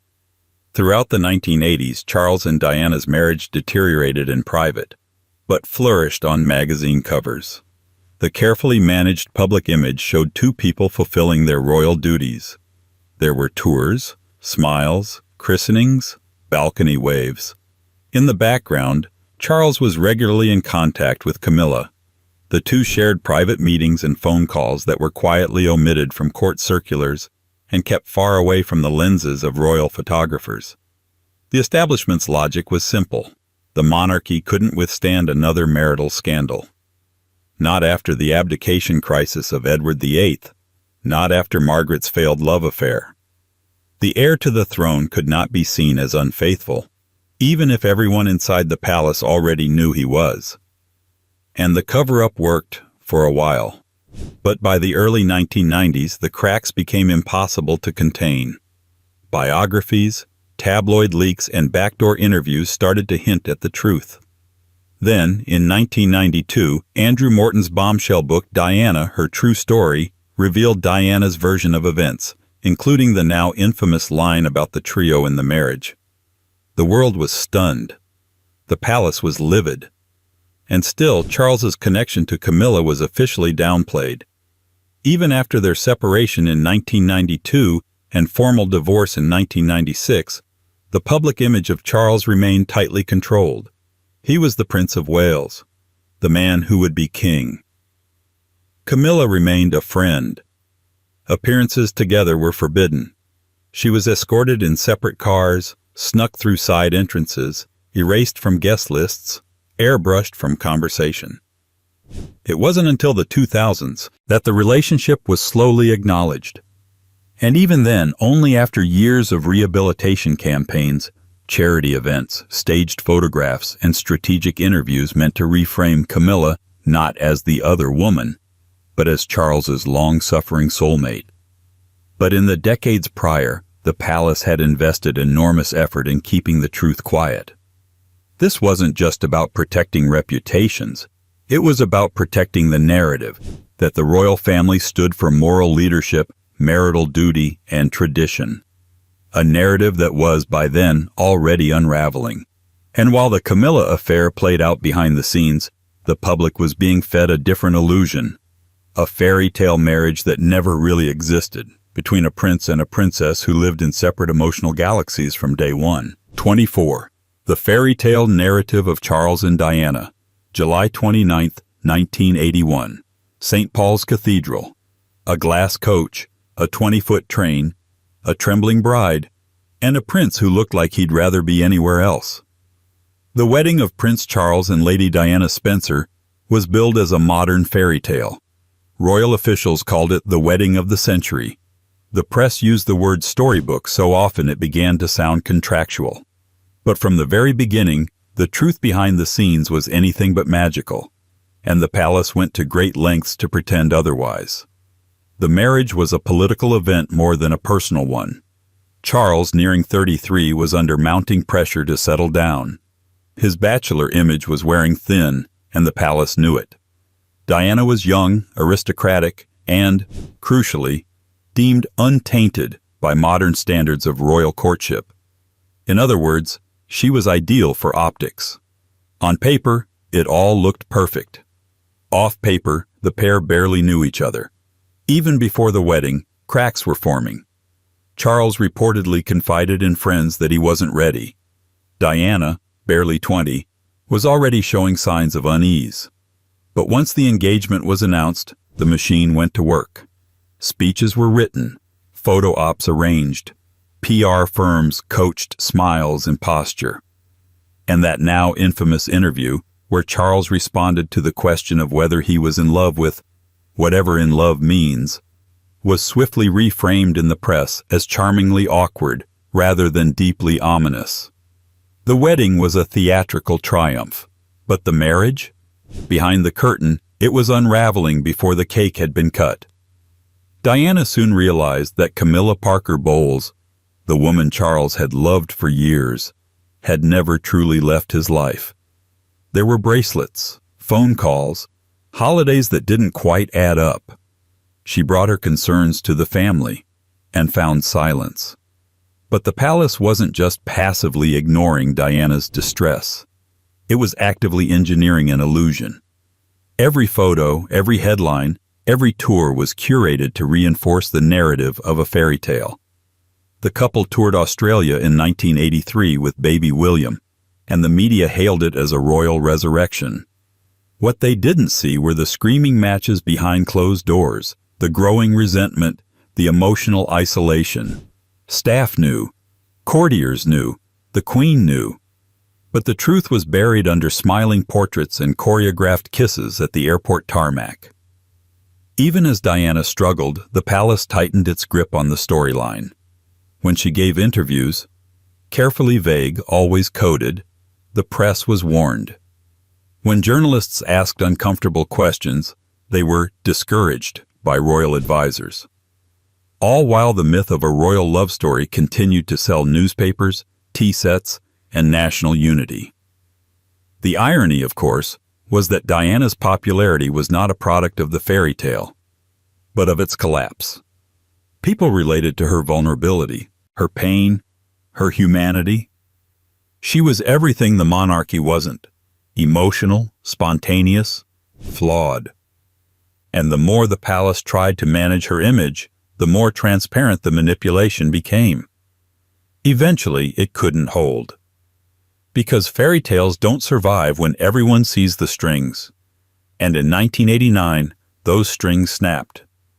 2 private conversations, recorded and leaked, exposed the royal marriage for what it truly was: a facade maintained at all costs. The age of royal privacy was about to come crashing down, one tape at a time. 25. The 1989 Camilla Gate and Squidgy Gate cover-ups. By the late 1980s, the illusion was collapsing, and for the first time, the British monarchy found itself battling not whispers in drawing rooms, but the piercing, static-laced voice of tabloid radio. In 1989, 2 private phone conversations were recorded, leaked, and eventually published, unleashing a royal scandal so salacious that newspapers could barely decide which tape was worse. They dubbed it Camilla-gate and Squidgy-gate, as if the cute names could soften the implications. But no amount of tabloid wordplay could distract from the fact that the public was now eavesdropping on the private lives of its most sacred institution. And the palace? It moved quickly. Not to explain, but to contain and deny. First came Squidgy-gate. In 1992, a secretly recorded call between Princess Diana and an unnamed male friend, widely believed to be James Gilby, was leaked. The tape captured intimate, late-night conversations in which Diana, sounding fragile and exhausted, complained about royal life, her deteriorating marriage, and her isolation. Gilby called her Squidgy more than 50 times. The tabloids pounced. Headlines were gleeful. "Squashed by Squidgy," screamed the Sun, while others feigned outrage while milking every detail. The palace line? The tape was doctored. A violation of privacy. A distraction from the real work of the monarchy. And maybe it was. But it also revealed more than anyone inside the royal gates was ready to admit. That the Princess of Wales was desperate, isolated, and leaning on anyone outside the family just to feel seen. Then came Camilla-gate, also known as Tampon-gate. A 1989 phone call between Prince Charles and Camilla Parker Bowles, also recorded secretly and leaked in 1993. This tape was far more damaging to the institution. Unlike Diana's call, which could still be framed as emotional fallout, this one confirmed the long-standing affair between Charles and Camilla, in intimate, at times absurd detail. In the call, Charles speaks longingly, joking clumsily about living inside Camilla's clothing. Or worse. The tone is intimate, overly familiar, and devastating to the public image of the heir to the throne. This wasn't a man in a cold marriage. This was a man very much involved with someone else.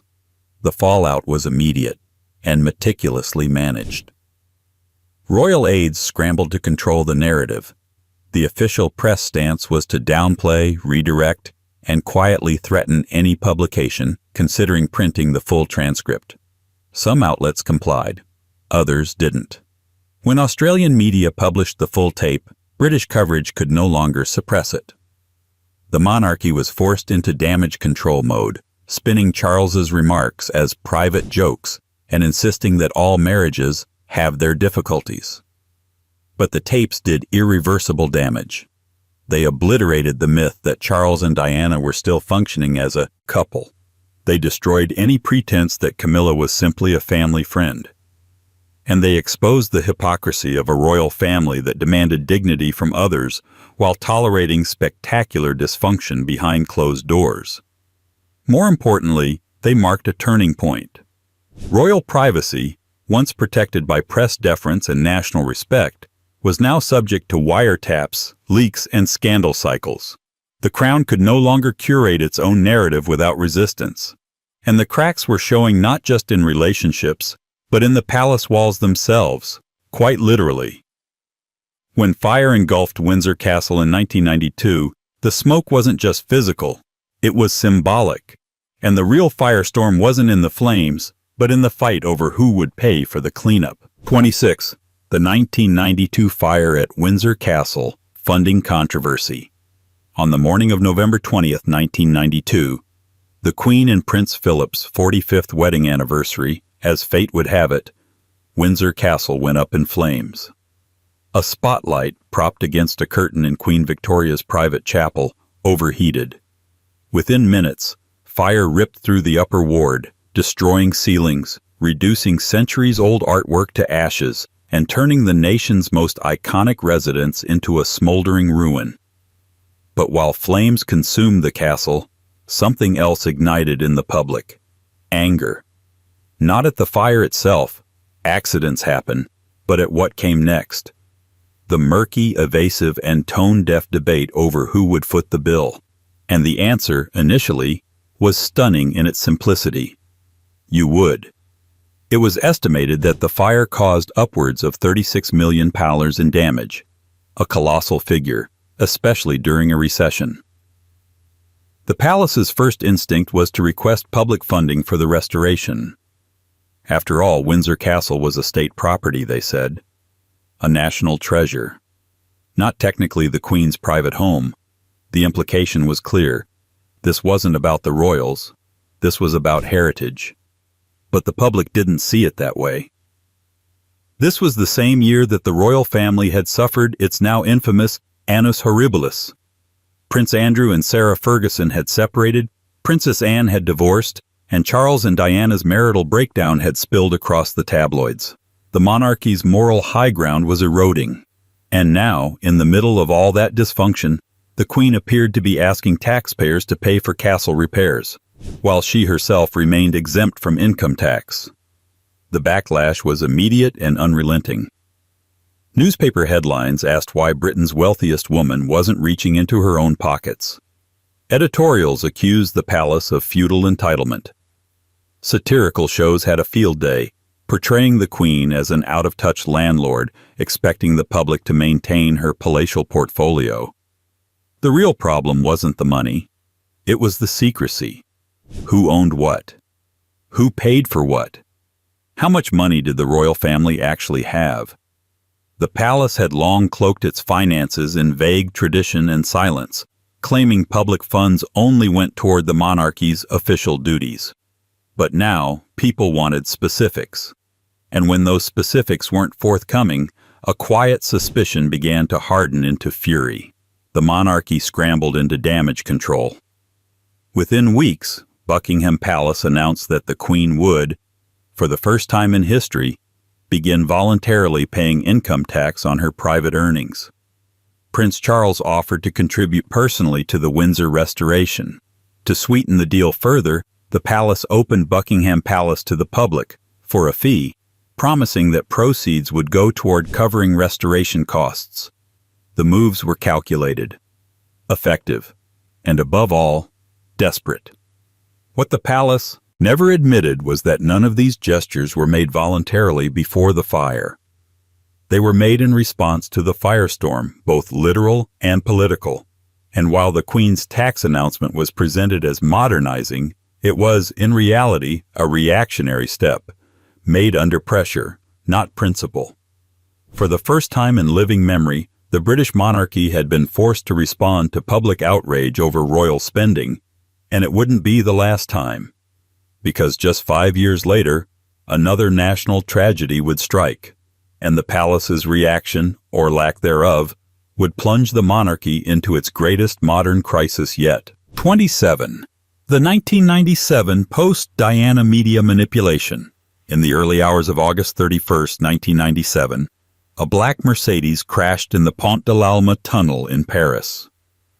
Inside were Diana, Princess of Wales, her companion Dodi Fayed, their driver, Henri Paul, and bodyguard Trevor Rees-Jones.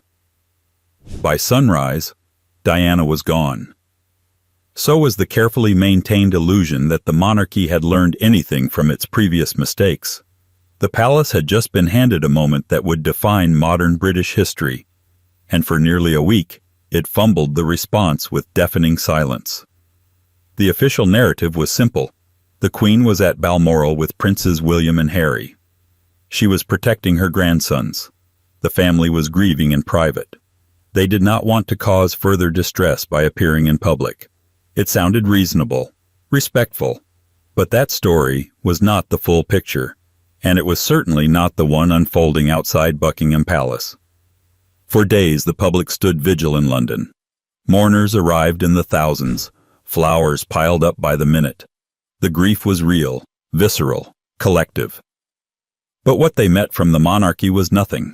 No flag at half-mast, no public address, no appearance from the Queen or senior royals. For the first time, people began to ask the unthinkable. Had the palace misjudged the mood so badly? Or were they just not mourning at all? Behind closed doors, the situation was far more chaotic than the palace let on. Internal documents and later memoirs revealed frantic back and forths between advisors, staff, and government officials. Some insisted the Queen must speak. Others argued against showing emotion. Charles reportedly pushed for a more immediate response, knowing how beloved Diana had become. But the institution, that polished, slow-moving relic, was paralyzed by its own fear of misstep. When the Queen finally addressed the nation, 5 days after Diana's death, the speech was televised live and carefully worded. She spoke of Diana as an exceptional and gifted human being. It was dignified. It was calm. But it had been drafted, redrafted, and run through layers of internal politics. The palace wanted to seem sincere, but not emotional. Sympathetic, but not culpable. And still, in the aftermath, the monarchy's spin machine got to work. Certain tabloids, once brutal toward Diana, shifted tone overnight. Stories began to frame the Queen's delayed response as motherly wisdom, shielding the boys, not neglecting the public. Others subtly redirected blame toward Dodi Fayed and his family. The BBC was fed curated footage of the royal family attending church in Balmoral, walking stoically, heads bowed, visuals meant to suggest mourning without having to say much at all. Over time, this version took hold, that the monarchy had simply been traditional, and that the real misstep was the public's expectation for a more theatrical grief. But insiders tell a more uncomfortable story of panic, indecision, and a fear that Diana's popularity and death had overshadowed the living monarch. A threat not just to image but to control. And as the monarchy rushed to reassert its authority, another royal figure was quietly entangling himself in relationships so toxic, so poorly judged, that no amount of stagecraft would ever fully cover it up. The next scandal wouldn't require conspiracy, just connections too disturbing to ignore. 28. Prince Andrew and Jeffrey Epstein links. For decades, Prince Andrew was known as the spare-turned-playboy. A Royal Naval officer, helicopter pilot, and former husband of Sarah Ferguson, he had built a reputation, not for political savvy or charitable legacy, but for his extracurricular energy. He was tabloid gold, yachts, parties, models, a royal who didn't seem especially weighed down by duty. But it wasn't until the early 2000s that his friendships began to look not merely indulgent, but dangerously inappropriate. Enter Jeffrey Epstein. The full nature of their friendship remains cloaked in half-denials and legal tightrope walking. But here's what is certain. Prince Andrew, Duke of York, maintained a long-standing relationship with Epstein, a convicted sex offender and financier whose web of power, money, and exploitation spanned continents. And for years, the palace worked hard to minimize, dismiss, and obscure just how deep that relationship went. The official line was that Andrew had known Epstein through mutual friends, and that they had socialized occasionally. But photographs told another story. Andrew walking in Central Park with Epstein after his conviction. Andrew attending lavish dinners and staying at Epstein's residences. Andrew even inviting Epstein into royal circles, including a now infamous birthday party at Sandringham. And yet, every time the issue surfaced, it was swatted away. A poor judgment, the palace said. A regrettable association.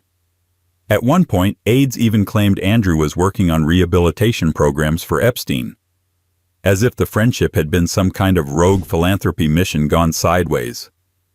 Then came the lawsuit.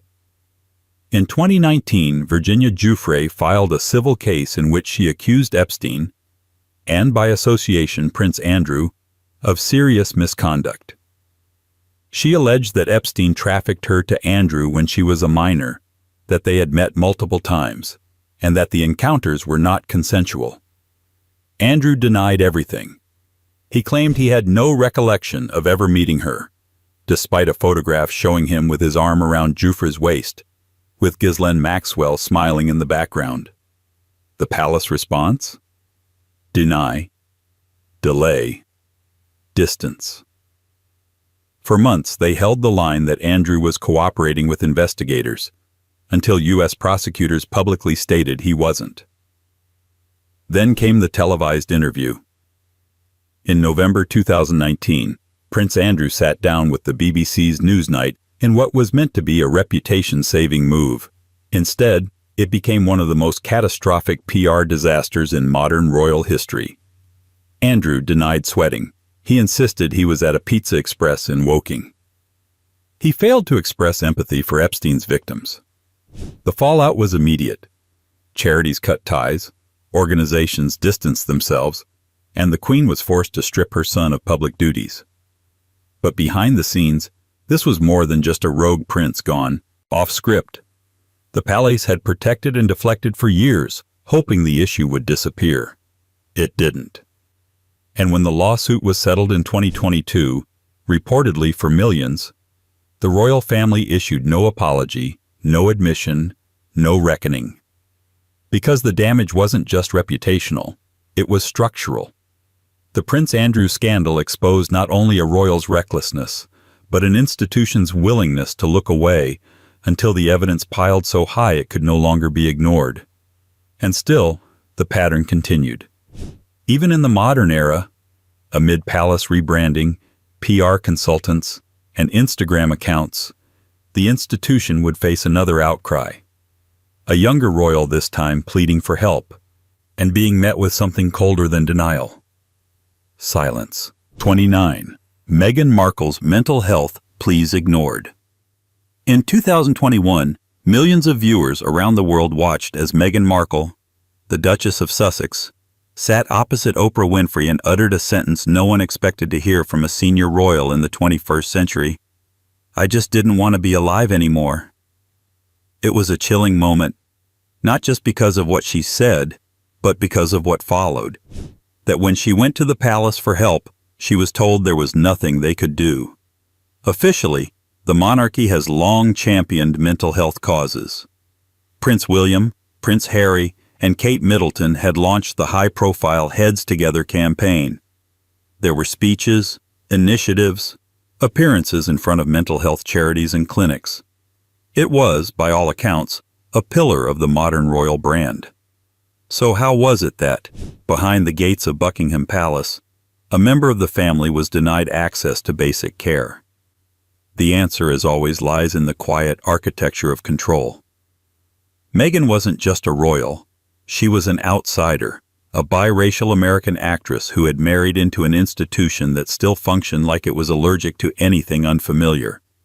From the moment she and Harry became engaged, the palace launched an all-out media offensive dressed in politeness.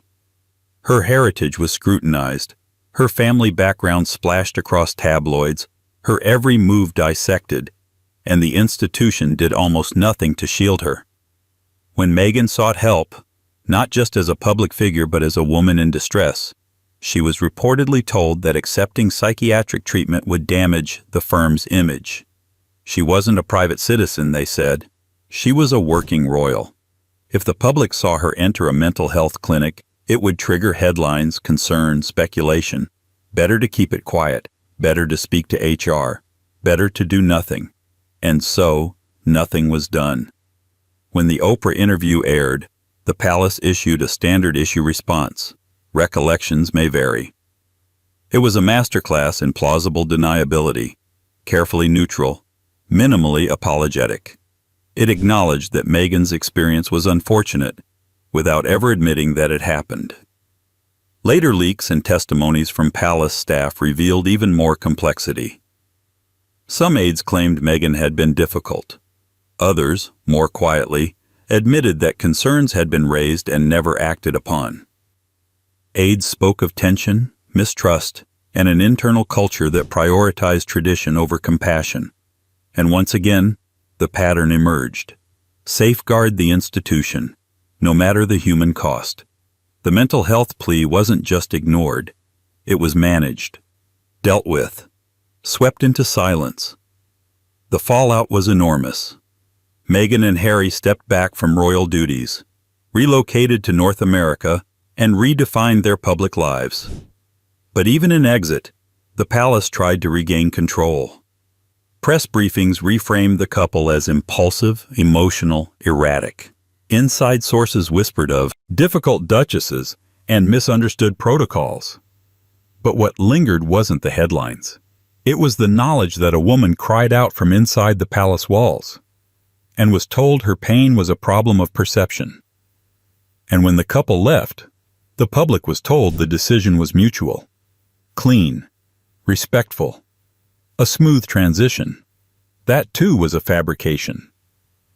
Because the so-called Sandringham Summit, the meeting that decided their royal future, was not a consensus. It was a battle, behind closed doors, and the full story has yet to be officially told. 30. Sandringham Summit. Internal conflict. In January 2020, following their explosive announcement to step back from royal duties, Prince Harry and Meghan Markle triggered what was quickly dubbed Megxit by the British press.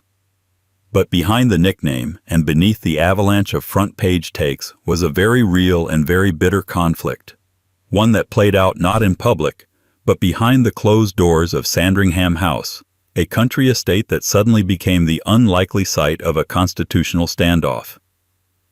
The official story, issued in a flurry of press releases and royal statements, was that a peaceful agreement had been reached, that the Queen had graciously accepted her grandson's decision, that the senior royals had come together and supported the Sussexes' desire to build a new life outside royal obligations. It sounded mature, civilized, collaborative. It was anything but. What actually unfolded at Sandringham was a strategic negotiation riddled with tension, distrust, and panic. Prince Harry had requested the meeting in hopes of working out a hybrid role, part in, part out, that would allow him and Meghan to serve the crown while pursuing financial independence and privacy. But from the moment he arrived, it became clear the palace was in no mood to compromise. The Queen, reportedly advised by her most senior courtiers, insisted that there could be no half measures. One was either in the firm or out. Prince Charles supported this binary view, albeit with personal reluctance. Prince William, whose relationship with Harry had already deteriorated, is said to have been furious, reportedly telling aides that he felt blindsided and betrayed. Harry, meanwhile, arrived without Meghan, a move that wasn't just strategic but symbolic. She had already sensed how unwelcome she was. Over the course of several hours, multiple proposals were debated, dissected, and discarded. Every option Harry presented, part-time roles, flexible patronages, alternative funding, was rejected. The message from the institution was clear: leave cleanly or don't leave at all. What the public saw was a statement wrapped in gentle language. Constructive discussions, understanding, support. But leaks from palace insiders soon painted a messier picture: shouting matches, walkouts, and a final set of terms delivered with very little room for revision. Harry and Meghan lost their royal patronages.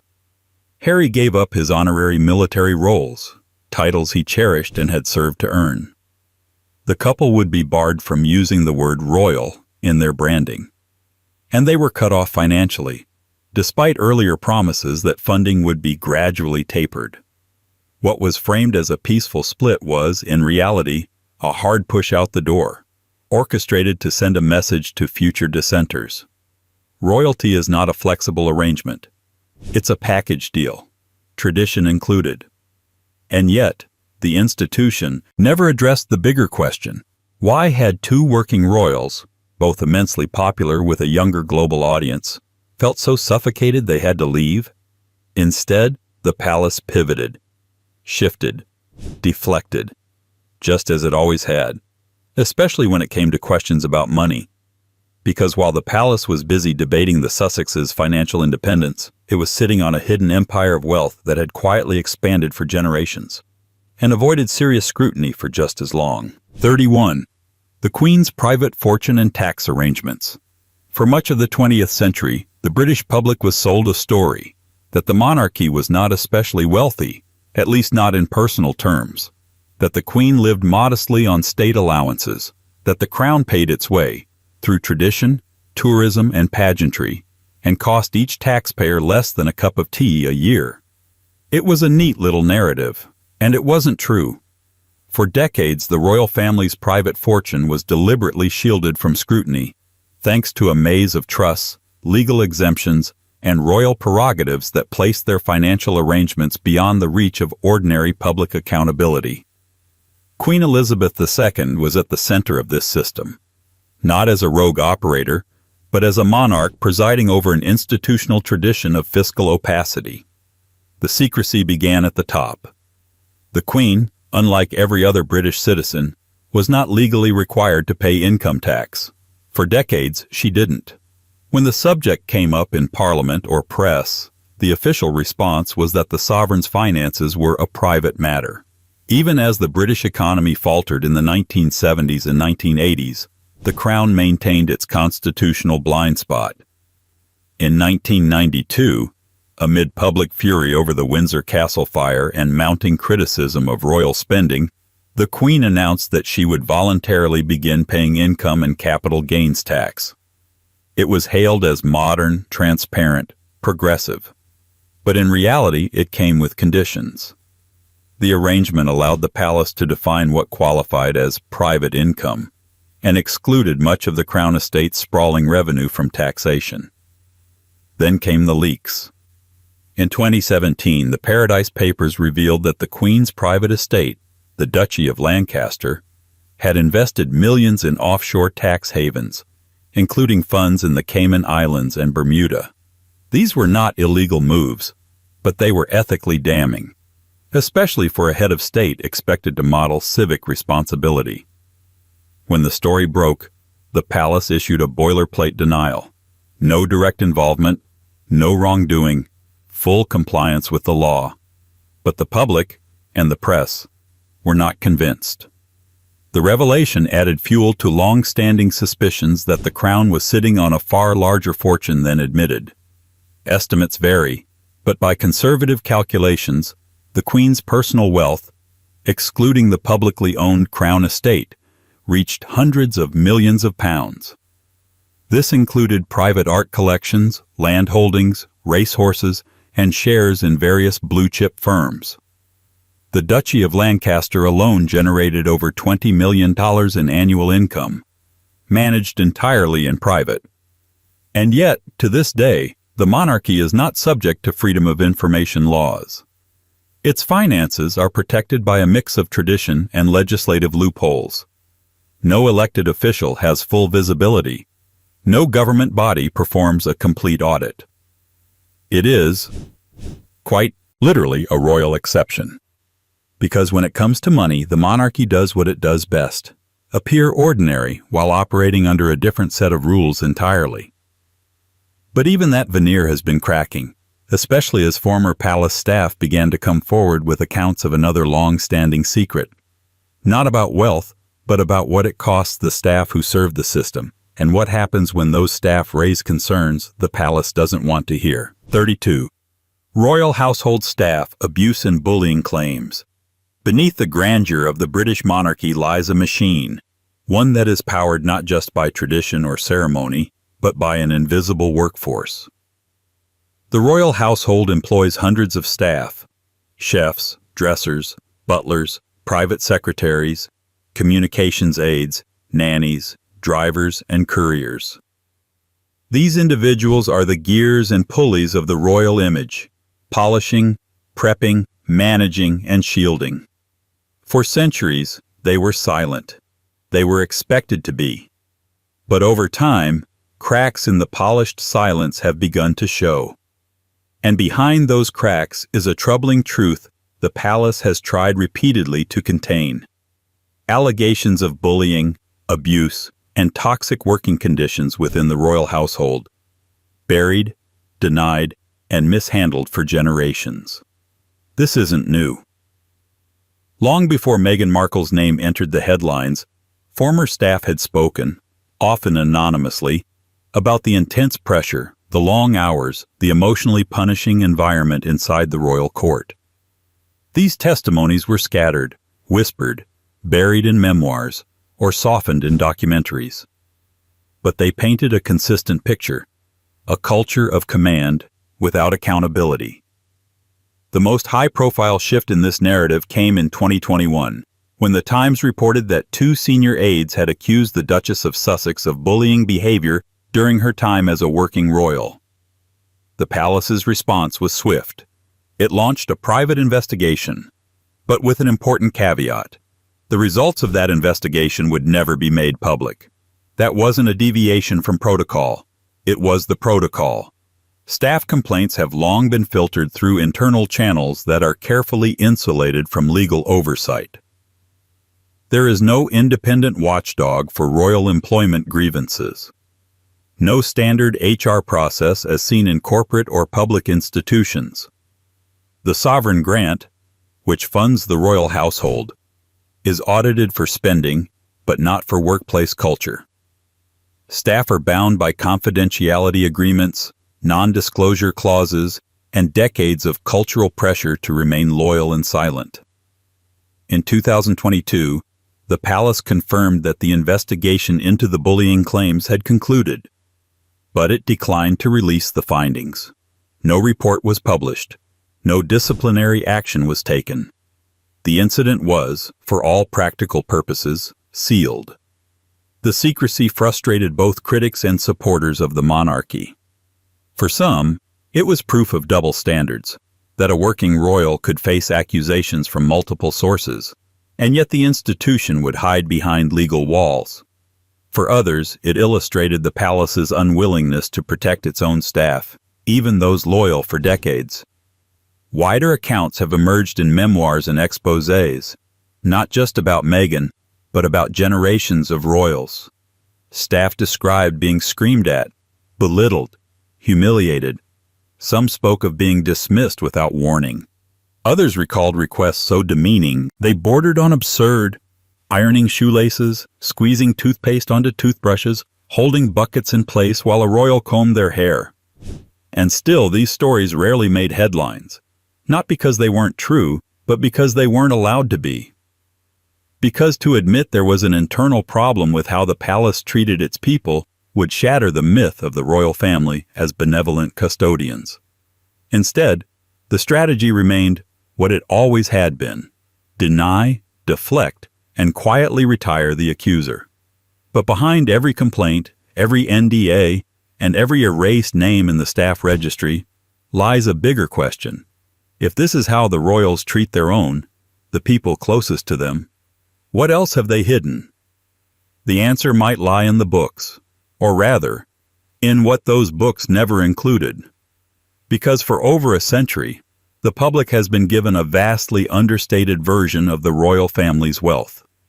One that ignores a vast, deliberately opaque empire of property, holdings, and power that no one ever fully accounted for. 33. The true scale of the royal family's wealth. To the average citizen, royal wealth looks like gold carriages, bejeweled crowns, and ceremonial banquets.